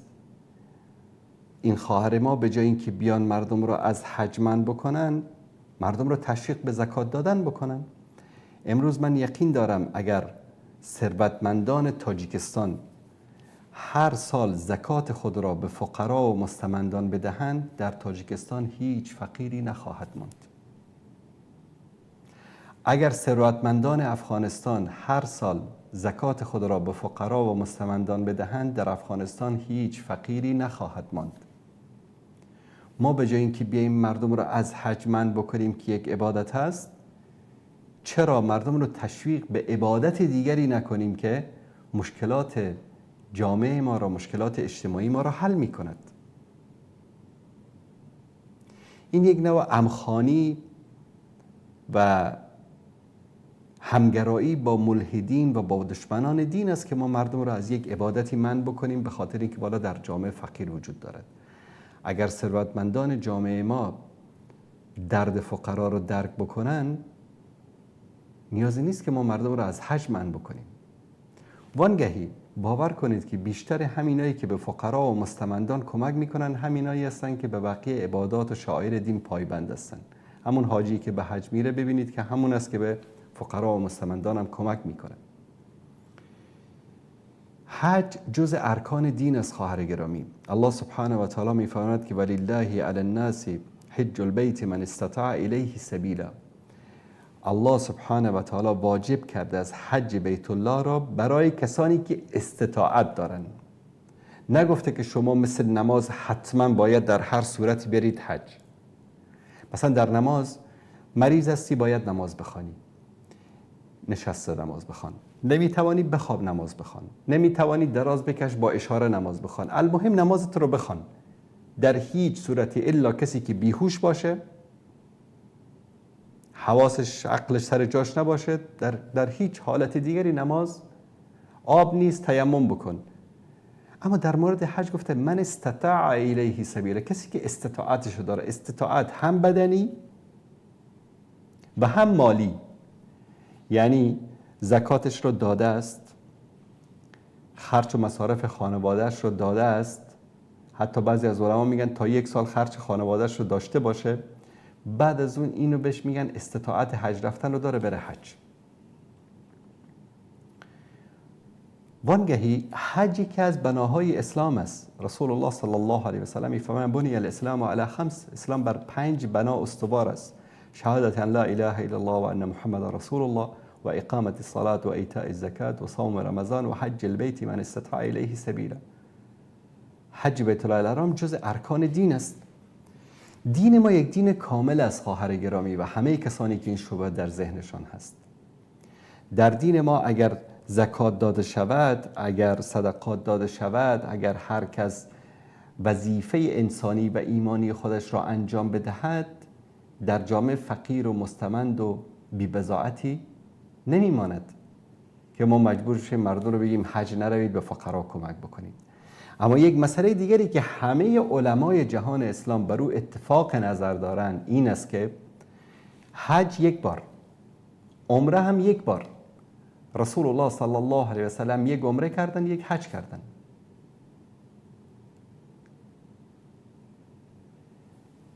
یک بار که حج کردی این حج فرضی رو ادا کردی.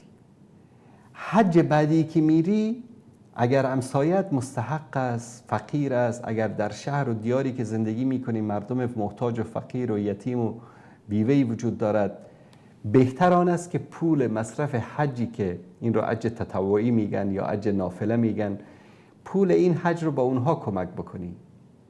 1 حج کردی، فرضت ادا شد، دیگه هوس نکن که هر سال بروی حج. بعضیا رو ببینی افتخار میکنن که من والا 10 تا حج کردم، 15 تا حج کردم، 30 تا حج کردم. یکیش برای تو فرض بود، بقیه این حج ها رو پولش رو به فقرا و مستمندان کمک کردن بهتر از حجی بود که انجام دادی و بهتر از حجی است که میخوایی انجام بدهی. و ما در دینمون یک نوع تکاملی داریم بین معاملات و بین عبادات. یعنی ما نباید که بر حساب معاملات مردم را از عبادات منع بکنیم و به بهانه عبادات مردم را از معاملات منع بکنیم.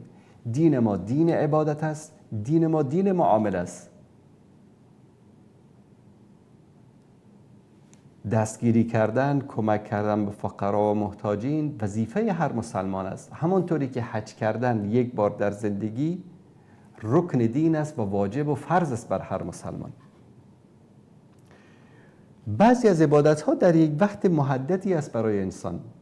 من استطاع الیه سبیلا، کسی که وقتی که استطاعتش رسید، بعضی چی میکنن؟ از بانک قرض میکنن میرن حج، از مردم قرض میکنن میرن حج، قرض مردم رو نمیدن میرن حج. این غلط است. قرضدار استطاعت نداره، خرج و مصرف حج رو نداری، استطاعت نداره. این انسان بالای او حج فرض نشده.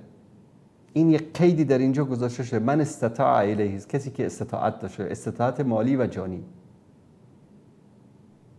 پس این در یک زمان و مکان محددی بر انسان فرض میشه. طرف اومد امسال استطاعت داشت، مثل خواهر گرامی ما ملاهای نیمچه ملاهای آخر زمان پیدا میشن، تو حج نرو، پولتو به فقرا بده. خواهی امسال پول حجش رو داد فقرا، سال آینده شاید استطاعتش رو نداشت.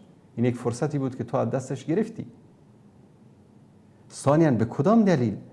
آیا الله در جایی گفته که تو اگر بالای تو حج فرض شد استطاعت داشتی، نه حج نرو، برو با مستمند فقرا کمک بکن، نه پول زکاتتو بده به فقرا مستمندان. صدقه بکنید، احسان بکنید، بر بکنید، دستگیری بکنید و در حین حال استطاعت رو داشتی حج رو هم انجام بده. همونطوری که گفتم همه علما بر این اتفاق نظر دارن که کسی که 1 بار حج کرده بار دیگر میخواهد حج بکند، اولاتر این است که به فقرا و مستمندان که در شهر و دیارش هستند، کسانی که در دور و برش هستن به اونها کمک بکنه تا اینکه بره حج بکنه یا عمره بکنه.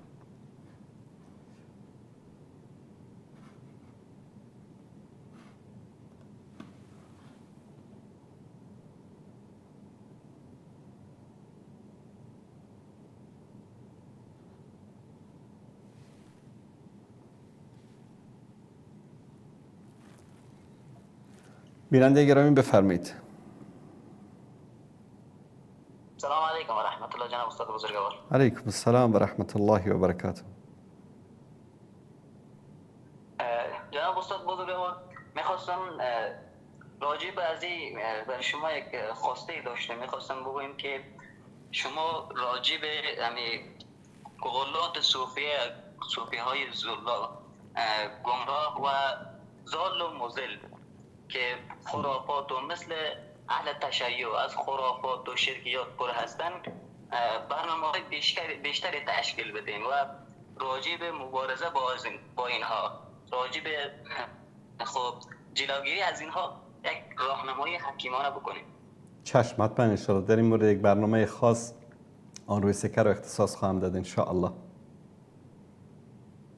و دیگه استاد، و دیگه ای که راجع به نقاط ضعف مدارس ما امت اسلامی کشور افغانستان و یا هم پاکستان که بیشتر بس فنون، نحو و صرف و ادبیات و غیره میپردازن و از علوم اصلی مثل تفسیر و اعتقادات و مثل حدیث آگاهیت ندارن که بیشتر شکار همچون خرافات میشه. چشم، در این مورد هم ان شاء الله صحبت خواهیم کرد. تشکر از شما برای زنده باشید.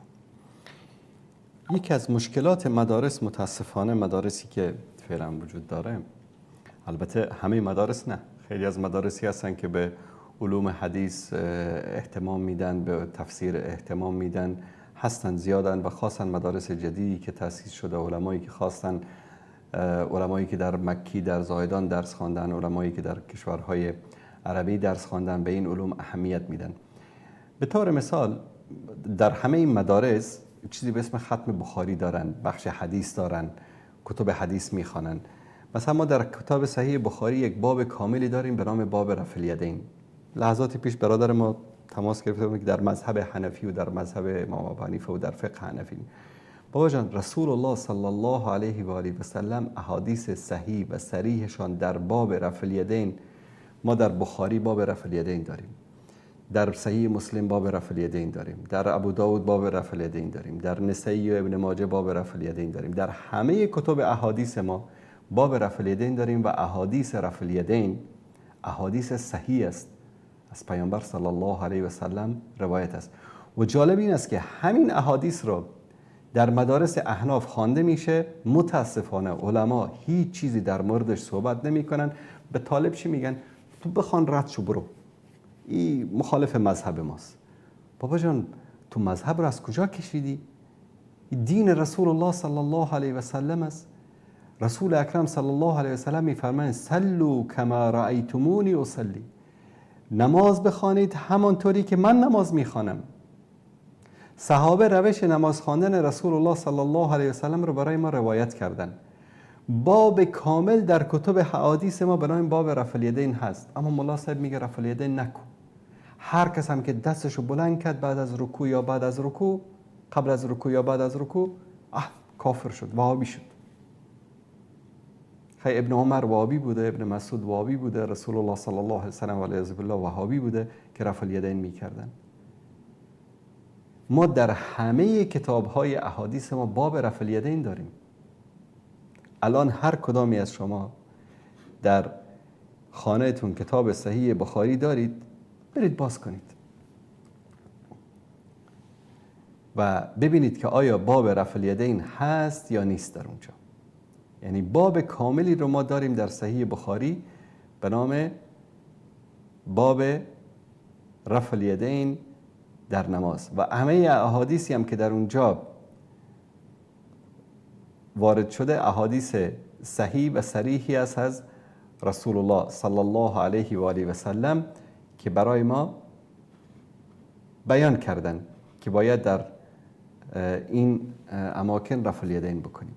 ببینید این پنهانکاری علمای ما در مدارس و بیان نکردن واقعیت ها سبب بروز تعصب در جامعه شده. مثل شما پیشتر کلیپ یک ملایی رو که هر کس گفت قال الله و قال رسول بدانید که وهابی است.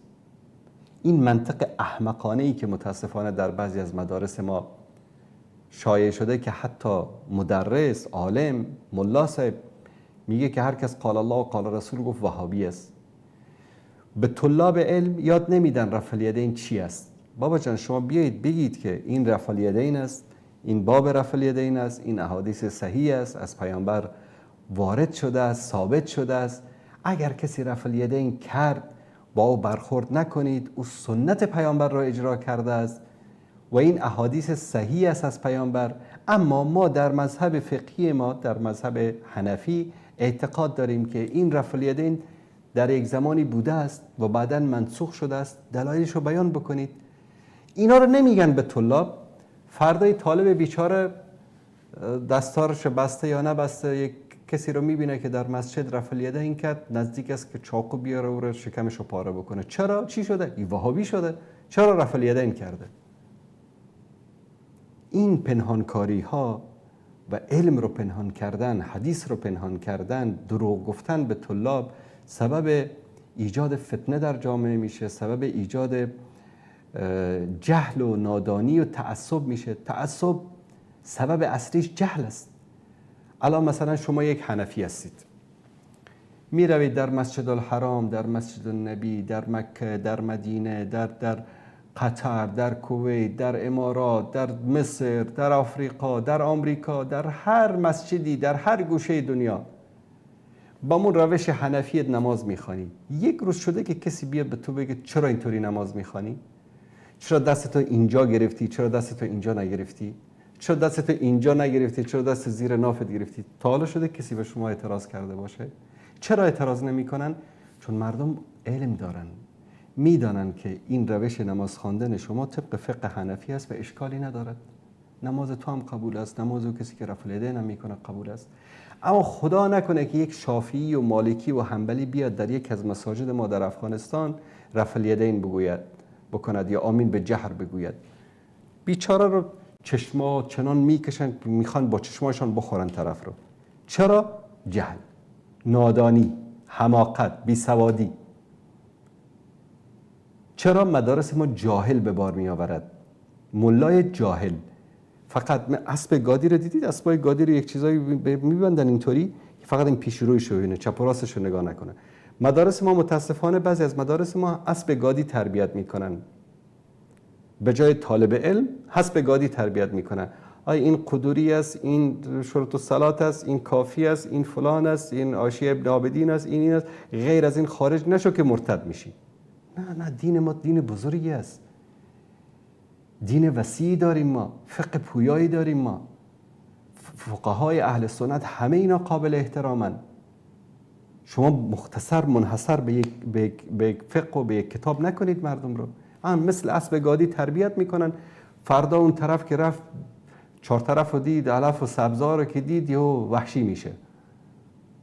در مساجد ببینید که طرف رو لط و کوب کردن، کتککاری کردن. به خاطر چی؟ وقتی که رفع الیدین کرده. به باب رفع الیدین آمین به جهر در کتابای بخاری و مسلم و کتابای احادیث هست و پنهان میکنن از مردم. این غلط است، این اشتباه است. من باور کنید 10 کشور دنیا رو گشتم، در مساجد مختلفی نماز خواندم، در مسجد شافعی، حنبلی، مالکی، حنفی. هیچ کس، باور کنید من مسجدی رو دیدم که مؤسس مسجد، کسی که مسجد رو وقف کرده، حنبلی است، امام شافعی است. نماز وتر رو بر اساس مذهب حنفی می‌خواندن امام شافعی. پرسیدم که من قناعتم این است که روش وتر خواندن در مذهب حنفی صحیح تر است. قناعتش این است. مردم رو در دینشون آزاد بگذارید، اسب گادی تربیت نکنید، عالم تربیت کنید در جامعه. طرف دستاربندی کرده، فارغ شده، از عقیده هیچ صفر نمیداند. نصف قرآن کریم، بیشتر از نصفی از قرآن کریم آیاتی است که ترکیز و اشاره مستقیم و مباشر بر عقیده را هم و غم رسول الله صلی الله علیه و سلم و همه انبیا و رسول عقیده بوده است.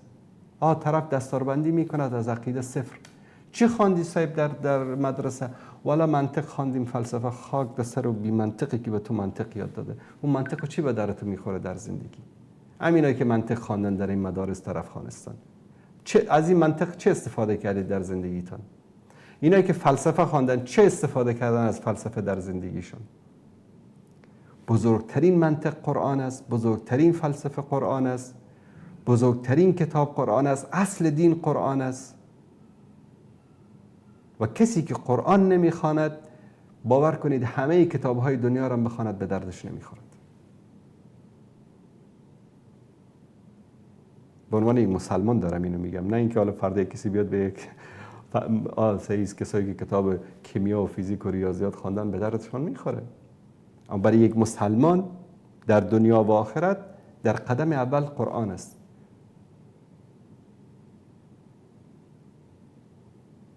و این مشکلی است که متاسفانه از مدارس شیعه به مدارس اهل سنت احناف منتقل شده است.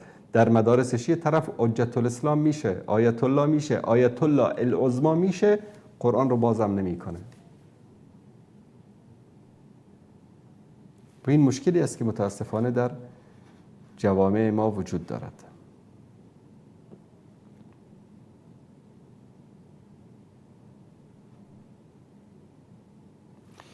بیننده سوال کردن که لطفاً پاسخ دهید چرا زنان چشمهایشان پوشانده نیست؟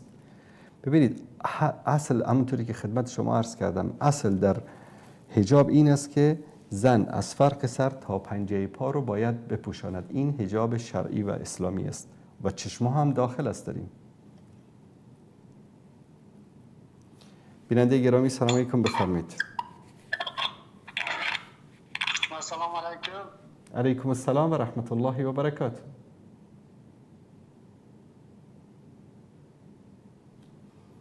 بفرمایید بیننده عزیز.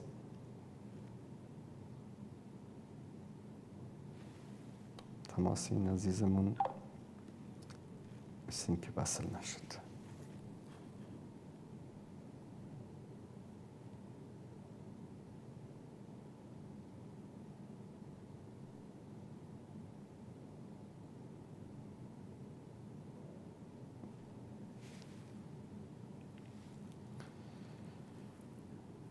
بیننده گرامی بفرمایید.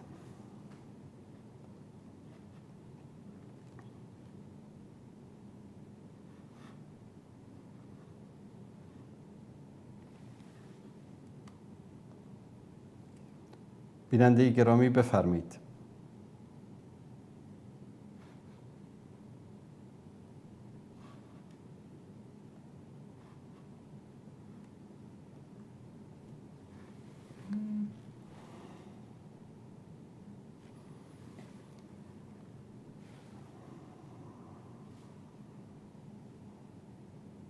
بیننده گرامی سلام علیکم، بفرمایید.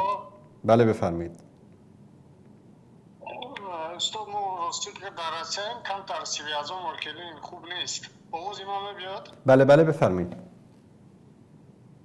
همین یک خواهر اسلامی داره ما، همین دولت خارجی با زندگی میکنم، همون یک عائله از ایران و هم چند سال شد همون خارجی با زندگی میکنم، همون خواستگاری آمدگی هم، همون دختر برام خواستگاری آمدگی هم، بعد همون دختر خواست آمد میگن که باید 5 وقت خونی شیعه بدانه که من نمیدونم راستی از بوری همین کمتر شما واضح‌تر یا بر میفهموندین چی بودن؟ همین دختری بچه از ایرانی بود، از همزبونش بودم و هم فرهنگی بودم و از عائله شیعه بود است، نه شیعه 5 وقت خون بیدیم با اما دختر دا اسکولی اومده گیان روزی دختر پیر کلیسا که همون اسکولی همون روزی شو باش چشم، در این مورد صحبت میکنم،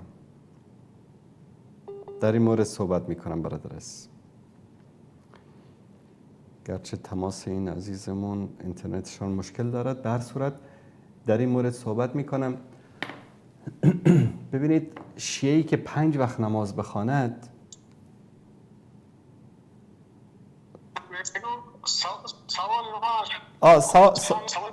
سوال شما رو متوجه شدم، پاسخ خواهم داد. پاسخ میدم انشالله. تشکر. چشم. میتونیم در مقصد ایرانی ها به دختر بودن مقصد باش. چشم. در این مورد صحبت میکنم برادر عزیز. در این مورد صحبت میکنم. تشکر. یک سوال دیگه بفرمایید.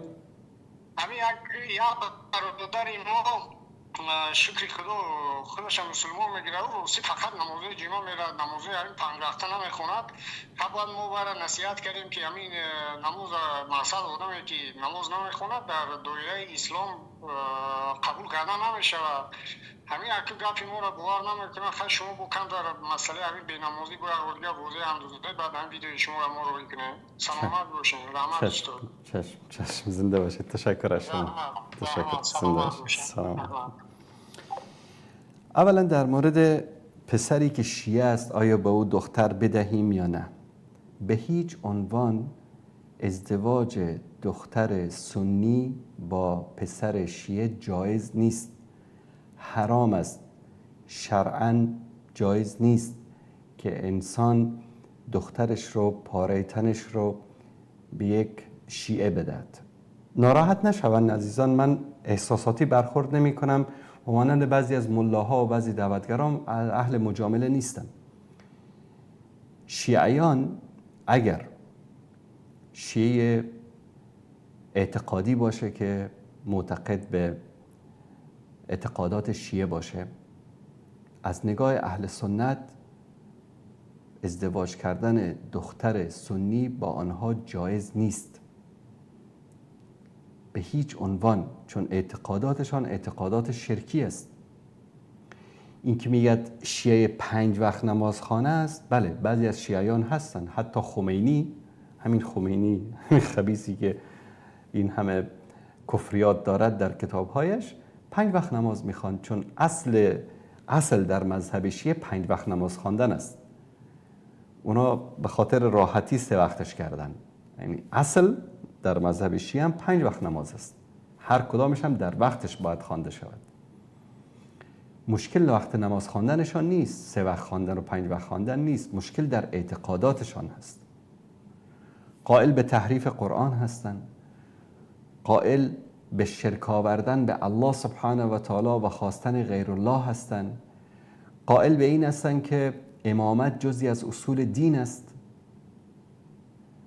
و همه این اعتقاداتی که دارن این اعتقادات اسلامی نیست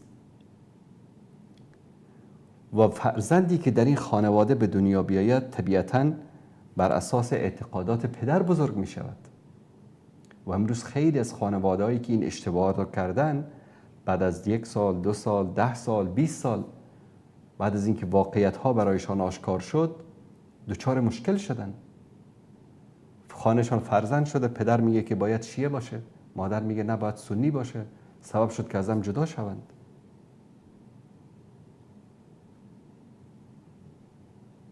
و الله سبحانه و تعالی در قرآن کریم کسانی که شرک میارند ازدواج با اونها رو بر مسلمان ها منع کرده است. من خدمت شما این آیه رو بیارم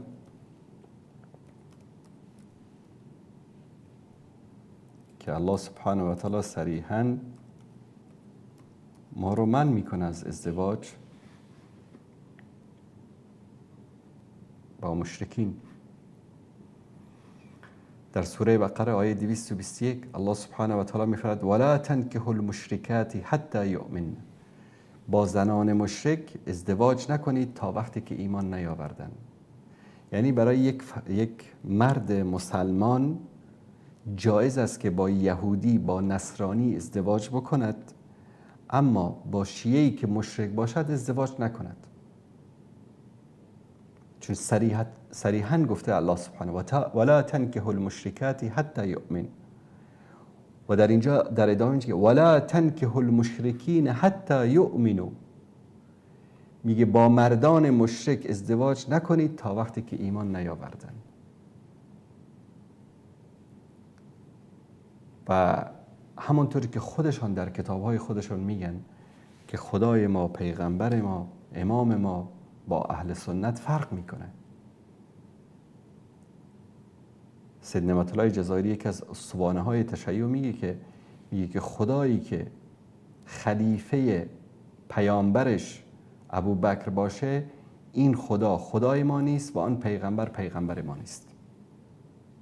اینو صریحاً در کتاب‌های خودشون میگن.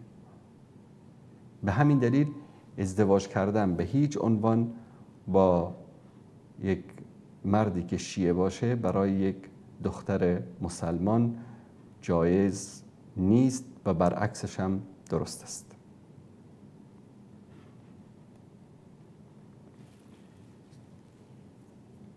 سوال دیگری که عزیز ما پرسیدن این است که در مورد نماز، من قبلا هم در این مورد مفصل صحبت کردم، باز هم خدمت شما عزیزان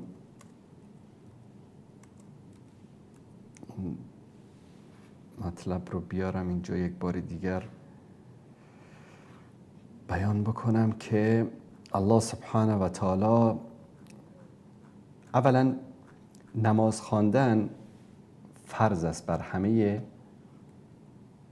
مسلمان ها. 5 وقت نماز خواندن فرض است. الله متعال میفرماید که فاقیموا الصلاة ان الصلاة كانت علی المؤمنین کتابا موقوتا.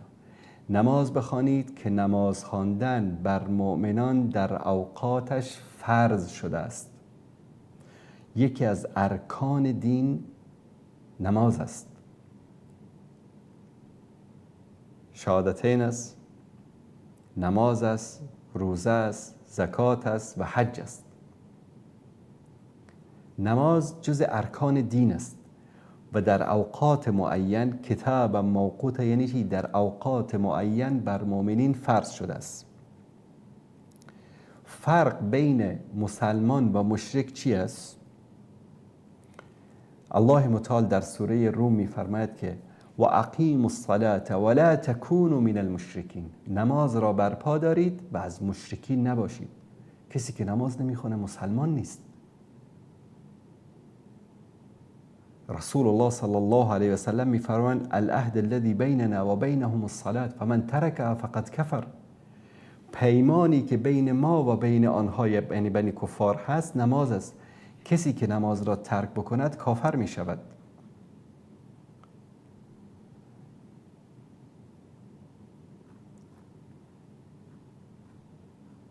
و رسول الله صلی الله علیه و سلم می فرمایند که بین الرجل و بین الشرک و الکفر ترک الصلاة فمن ترکها فقد کفر.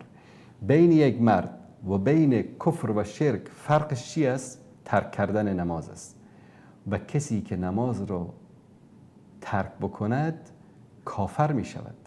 اجماع علمای اهل سنت است که کسی که نماز را ترک بکنه مداوم، فرق فقط در این است که بعضیا میگن که اگر که گاهی بخواند گاهی نخواند کافر نمی شود، فاسق می شود. بعضیا میگن که اگر ترک بکند، عمدن ترک بکند کافر می شود، اگر ایمان داشته باشد کافر نمی شود. اما اجماع بر این است که کسی که نماز را اصلا نخواند، اصلا نماز 5 را نخواند، این انسان به اجماع علمای اهل سنت کافر است. فرق بین مسلمان و بین کافر نماز خواندن است. ببینید ما بیشتر در مورد حج صحبت کردیم. الله متعال می‌فرماید حج البیت من استطاع الیه سبیلا. حج خانه خدا بیت الله برای کسی که استطاعت شده باشه. استطاعت شده باشه حج برای تو فرض نیست. نماز از بین عبادت ها تنها عبادتی است که در هیچ حالتی انسان نمیتواند که نماز رو ترک بکند. در هیچ حالتی.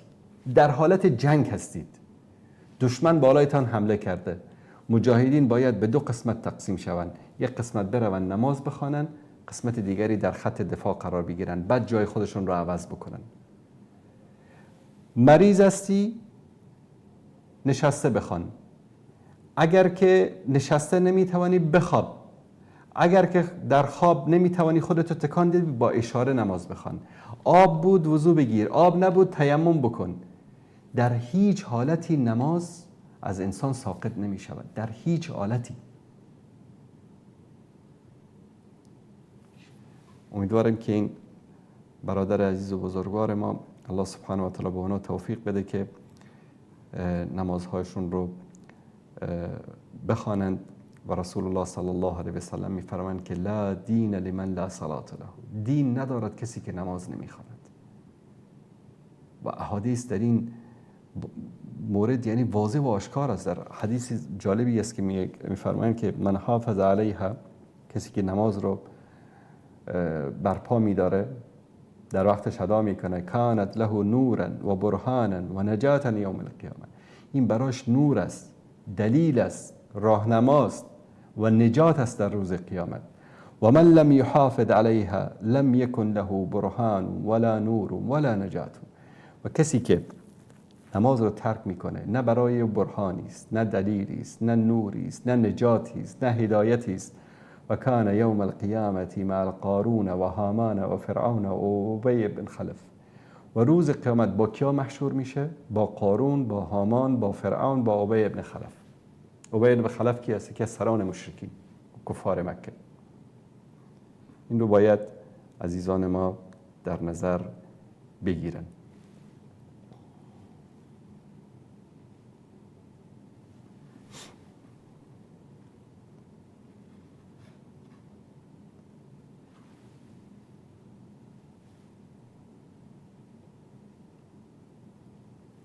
بیننده گرامی بفرمید.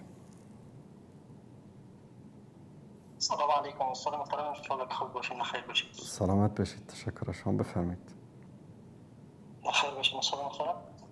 استاد یک سوال در باره اساکر داشتم استاد که در حکومت جمهوریت که بود در مقابل طالبان می جنگیدن و یعنی بعضیاش که یعنی دفاع از امریکا میکردن و در مقابل طالب که اون طرف هم مسلمان بود و این طرف هم هر دو جانب مسلمان بود جنگ میکردن و وقتی که همیا یعنی کشته میشدن استاد محترم، مثلا مردم یا ما میگفتن که شهید شدن.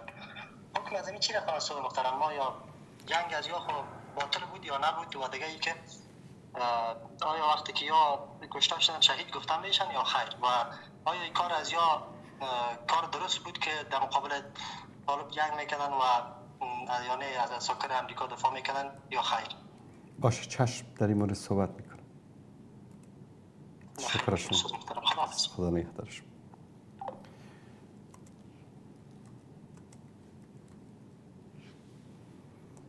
من خدمت شما عزیزان یک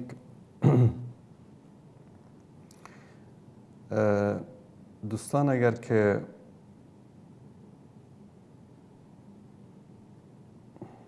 این رو نشون بدن، ما در صحیح بخاری یک بابی داریم به نام باب لا یقول فلان شهید، بابی که در صحیح بخاری است، در مسلم است، در همه کتب حدیث است، بابی که نباید بگیم که فلانی شهید است. به خاطر همین اگر متوجه شده باشید بعضی از علما میگن که شهید به اذن الله، یا بعضیا که میگن شهید فلانی، ما امیدواریم که الله سبحانه و تعالی رو در زمره شهدا قبول بکنه، یا میگیم که الله سبحانه و تعالی شهادتش را قبول بکند. به خاطر اینکه رسول الله صلی الله علیه و سلم به ما امر کردن که نگیم که فلانی شهید است، چون مسئله شهادت این یک مرتبه است، یک درجه است. این مرتبه و درجه رو کی عطا میکنه؟ الله سبحانه و تعالی. به کی عطا میکنه؟ به کسی که الله سبحانه و تعالی از درون او خبر داشته باشه. الله سبحانه و تعالی از درون کسی خبر داشته باشه و رو به عنوان شهید قبول میکنه. من این رو در اینجا از یک آیه برای شما بیارم. در سوره آل عمران آیه 140 الله سبحانه و تعالی میفرماید این یمسسکم قرح فقد مس القوم قرح مثله. اگر به شما زخمی رسید، آسیبی رسید، به دشمن هم زخم و آسیبی رسیده است. و تلک الایام نداولها بین الناس، و این روزهای پیروزی و شکست را ما در بین مسلمان و در بین کافر میگردانیم. یک روز اونا پیروز میشن، یک روز شما پیروز میشید. برای چی؟ ولیعلم الله الذین آمنوا، تا الله سبحانه و تعالی افرادی رو که واقعا مؤمن هستن آشکار بکنه. مثلا اگر آمریکا نمی آمد، افغانستان اشغال نمی شد، سیاف کی میشناخت؟ کرزی کی میشناخت؟ صلاح‌الدین ربانی رو کی میشناخت؟ یونس قانونی رو کی میشناخت؟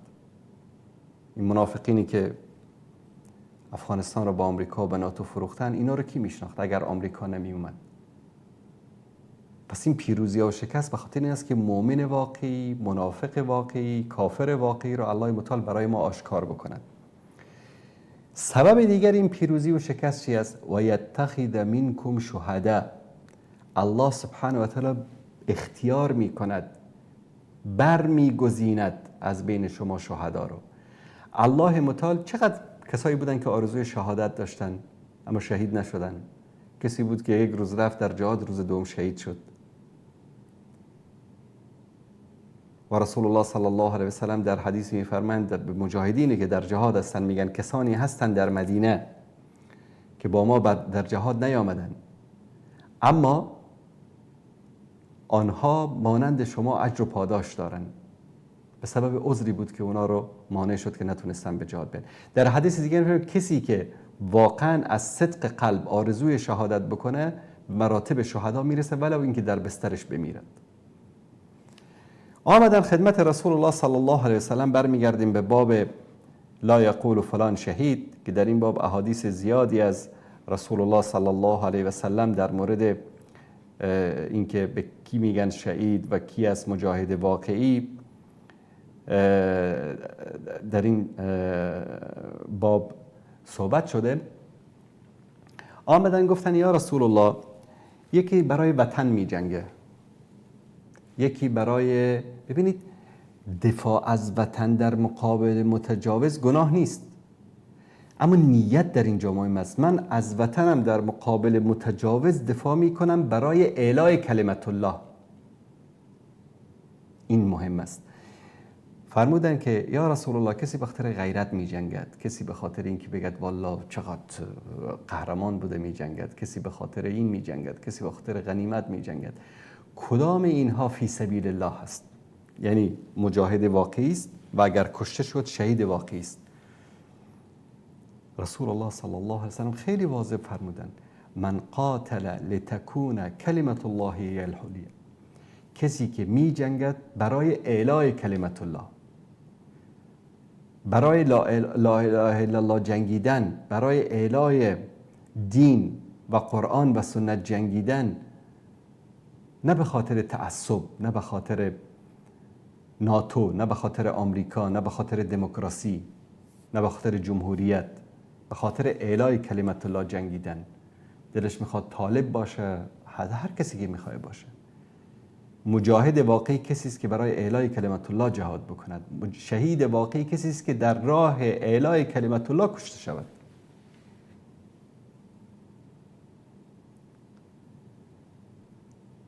اینکه کسانی که در مقابل مجاهدین، طالب یا غیر طالب، و در کنار نیروهای آمریکایی و ناتو و برای دفاع از آنها می جنگیدن، آیا اینها شهید محسوب میشن؟ نه هرگز.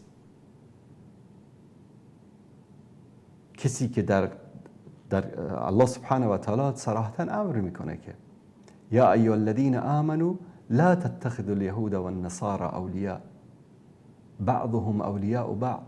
ای مؤمنین، یهود و نصارا رو دوست نگیرید، اونا دوستان یکدیگرن.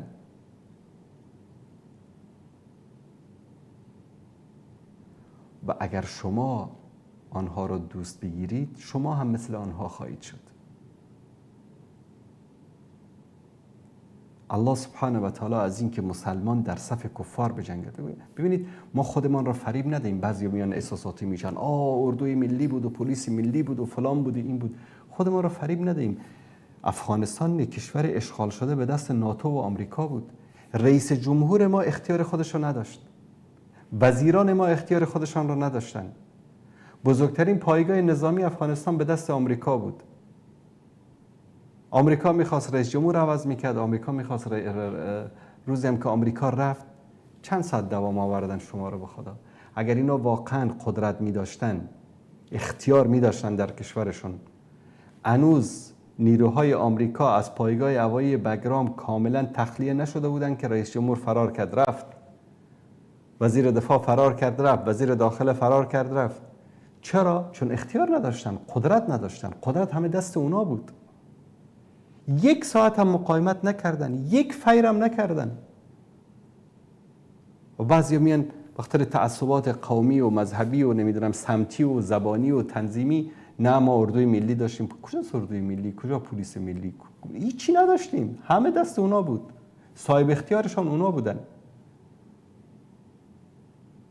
و کسی که در مقابل برادر مسلمانش در کنار کفار می جنگه، نه مجاهد است و نه شهید است.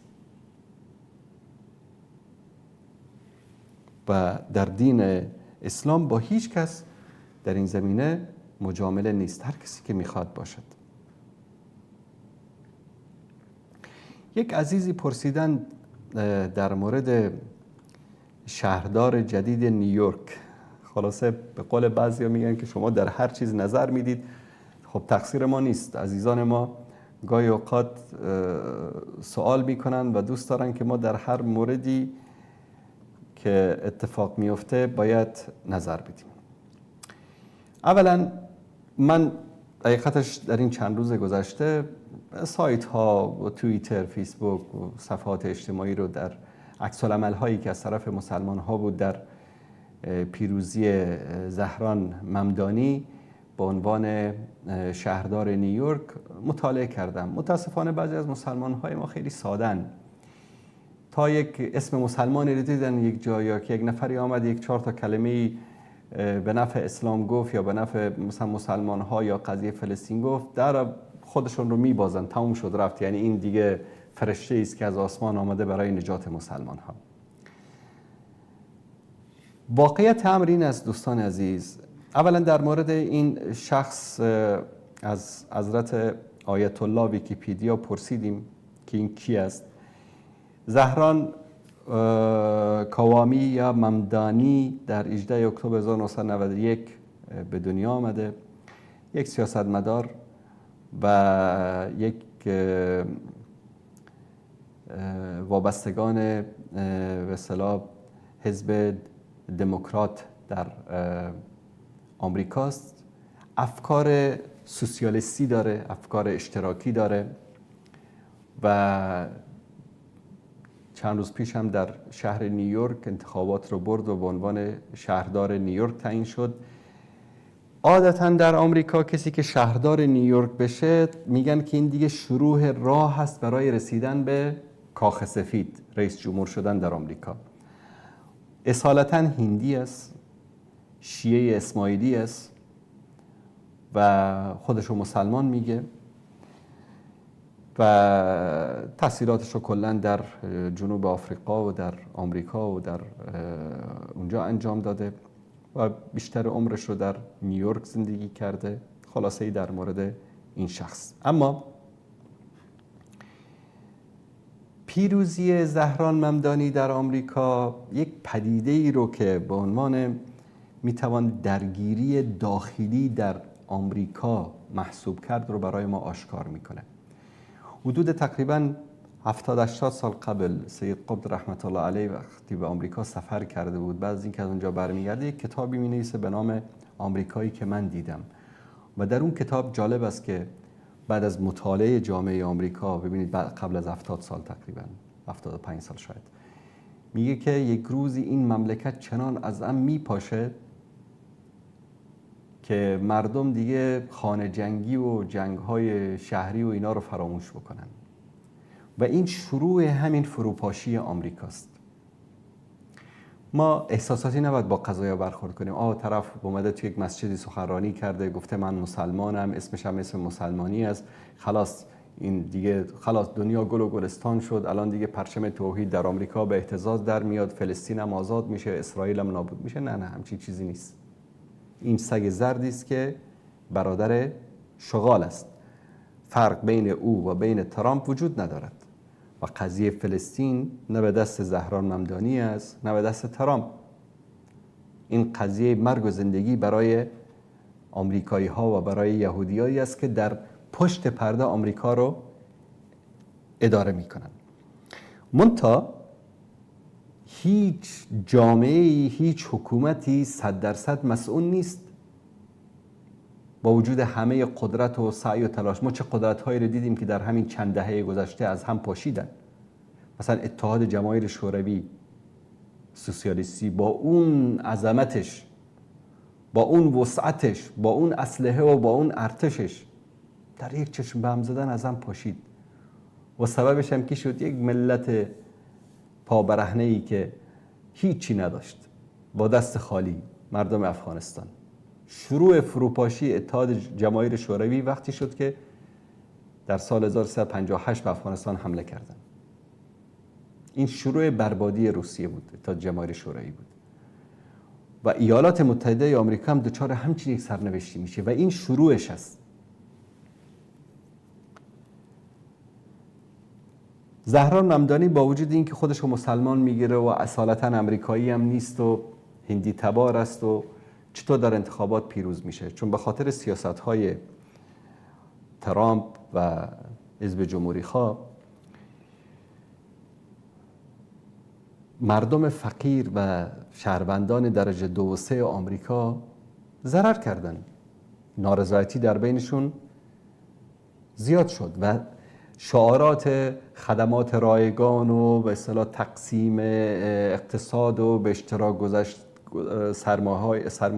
گذاشتن سرمایه ملی در بین مردم و این شعارهای سوسیالیستی در بین مردم طرفدار پیدا کرد.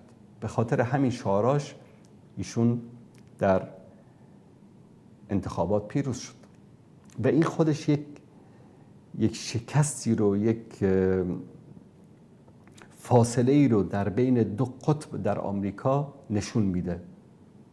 قطب طرفداران سوسیالیستی و قطب طرفداران فیودالیسم و در این که همه اینها اعتقادات لیبرالی دارن، ضد ارزش‌های دینی و اسلامی دارن، در این شکی نیست. ارزش‌های دینی و اسلامی که ما مسلمان‌ها بهش اعتقاد داریم. اما از یک طرف زهران ممدانی به نام مسلمان طرفدار افکار سوسیالیستی است، اشتراکی است، چیزی مثل کمونیستی. از یک طرف ترامپی که به اصطلاح ارزش‌های دینی و خانواده و نمیدونم مسائل اخلاق این مسائل رو داره بهش اهمیت میده، بدور از سیاست خارجیش که در قبال کشورهای اسلامی و فلسطین داره. طرف مقابل رو میبینیم زهران ممدانی که از تدریس انحرافات جنسی و مسائل سکسی در مدارس طرفداری میکنه و اینو جزء آزادی و عدالت میدونه. ترامپ مثلا با کسانی که تغییر جنسیت میدن، دختر پسر میشه و پسر دختر میشه، مخالف است. زهران ممدانی موافق است با این فکر. یعنی من در یکی صفحه که دوستان خوندم که نوشته الله اکبر، زهران ممدانی در انتخابات پیروز شد که انه قسطنطنیه فتح شده. این خیلی نشان دهنده جهل بعضی از مسلمان ها است در مورد اشخاص و واقعیت هایی که در جامعه وجود داره. هیچ کدام از افکار زهران ممدانی با ارزش های اسلامی و فطرت انسانی سازگاری نداره. طرفدار همجنس بازی است، طرفدار تغییر جنسیت است، طرفدار آزادی تدریس امور جنسی و سکس است در مدارس و در مراکز تعلیمی در اونجا. اما امروز آمریکا دو جبهه شده، یک جبهه محافظه‌کار است و یک جبهه دیگی که لیبرال سوسیال مترقی، طرفداری تحول و برابری در جامعه. و این خودش نشون میده که این جامعه برای اولین بار داره با خودش درگیر میشه و این شروع فروپاشی ایالات متحده آمریکاست.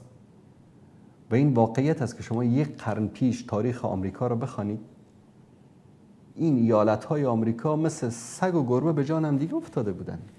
تاریخ جنگ‌های داخلی اینها رو بخوانید، چه کشتارها و چه فجایعی که بر علیه همدیگر انجام دادن. در صورت دو حزب میدونید که در آمریکا وجود داره، حزب دموکرات که ممدانی از اون نمایندگی میکنه و حزب جمهوری خواه که ترامپ هست و اینها دارن یکی با گرایش‌های چپ افراطی، یکی هم که با گرایش‌های راست افراطی و شروع یک شکست در بدنه ایالات متحده آمریکاست که الله سبحانه و تعالی اینها رو به جان هم دیگر بیاندازه.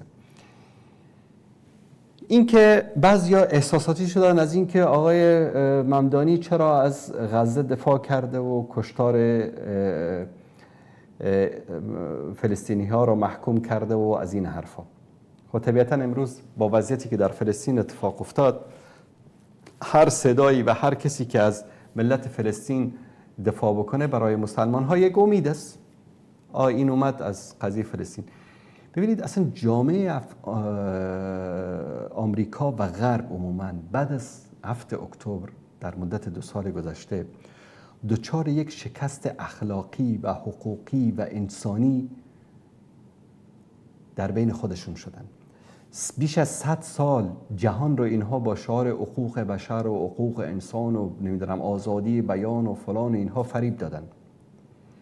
یک دفعه وقتی قضیه غزه رخ داد دیدیم که استادای دانشگاه، دانشجویان، مخالفین جنگ بر علیه غزه رو چگونه باشون برخورد کردن، شکنجه کردن، زندان کردن، بازداشت کردن، در کوچه و خیابان پلیسا اونها رو کتک زدن، در جلوی دوربین‌های خبرنگاران، خبرگزاری‌ها، روزنامه‌ها، سایت‌ها، فیسبوک، توییتر، اینستاگرام، همه اینا کوچکترین مسئله به طرفداری از فلسطین می‌نوشتی، می‌اومدن بلاک می‌کردن، می‌بستن صفحات رو. یک شکست اخلاقی برای غرب بود این قضیه. ممدانی اومد از این قضیه فقط به خاطر جمع کردن آراء مسلمانانی سطحی اندیش، سطحی نگر استفاده کرد و همچنین یک حرفی رو زد و دیدیم که هزاران مسلمان رفتن چیکار کردن؟ بهش رأی دادن. و این رو یقین داشته باشید که ممدانی اگر امروز رئیس جمهور آمریکا بشه هیچ کاری برای فلسطین نمیکنه، الا این که الله سبحانه و تعالی این شکستی رو که در بدنه این حکومت افتاده، در بدنه ایالات متحده آمریکا افتاده رو بیشتر بکنه و اینا به جان هم بیفتن، چون سقوط آمریکا سقوط اسرائیل است و اگر به این شکل ادامه پیدا بکنه ان شاء الله به یاری الله متعال ما در 2 سال آینده شاهد این شکست خواهیم بود. من یک سخنی که همیشه ذهن منو مشغول میکنه سخنان شیخ احمد یاسین مؤسس حرکت مقاومت اسلامی حماس هست که در مصاحبه خودش تقریبا شاید 10 سال 15 سال قبل میگه که در سال 2027 اسرائیل سقوط میکنه و این رو به عنوان غیبگویی پیش بینی نمیگه. در 1927 فلسطین سقوط کرد و روایت هایی از رسول الله صلی الله علیه و سلم داریم که در رأس هر 100 سالی الله سبحانه و تعالی انسان هایی رو میاره که تغییر و تجدیدی در دین ایجاد بکنن. برای این اساس میگه که بعد از 100 سال که در سال 2027 باشه این اتفاق میفته. قضیه پشتیبانی ممدانی از غزه قضیه در ظاهر قضیه انسانی بود، مردم متاثر شدن، خوششون اومد، اما واقعیت این است که پیروزی او به معنی پیروزی فلسطین نیست، به معنی ارتقای اخلاقی آمریکا نیست. آمریکا همون آمریکایی است که در قعر اخلاق و آزادی بیان و حقوق بشر و حقوق انسان قرار داره و در حدود 70 سال اخیر شما دیدید که در هر گوشه ای از دنیا که قتل و وحشت و کشتار و از ویتنام بگیرید تا عراق و افغانستان و غزه جای پای این رژیم منحوس آمریکا در اونجا دیده میشه و هیچ کاری رو هم نمیتونه انجام بده ممدانی برای مردم فلسطین و قدرت تغییری هم در آمریکا نداره. آنچه که امروز در آمریکا شاهدش هستیم نه صعود اخلاقی است، نه رشد فرهنگی است، بلکه یک تزلزل عمیق هویت مدنی آمریکاست و پیروزی این شخص در نیویورک عملا این رو برای کسانی که عمیق قضیه رو ببینن آشکار میکنه. امیدواریم که الله سبحانه و تعالی یک فتح و پیروزی رو نصیب امت اسلامی بکنه و الله سبحانه و تعالی این دشمنان رو به هر نام و نشانی که هستن الله سبحانه و تعالی در بین خودشون درگیر بکنه. تا فرصت دیگر و برنامه دیگر که باز در خدمت شما عزیزان خواهم بود، همه تان را به الله متعال میسپارم و صلی الله علی سیدنا و حبیبنا محمد و علی آله و صحبه اجمعین و السلام علیکم و رحمت الله و برکاته.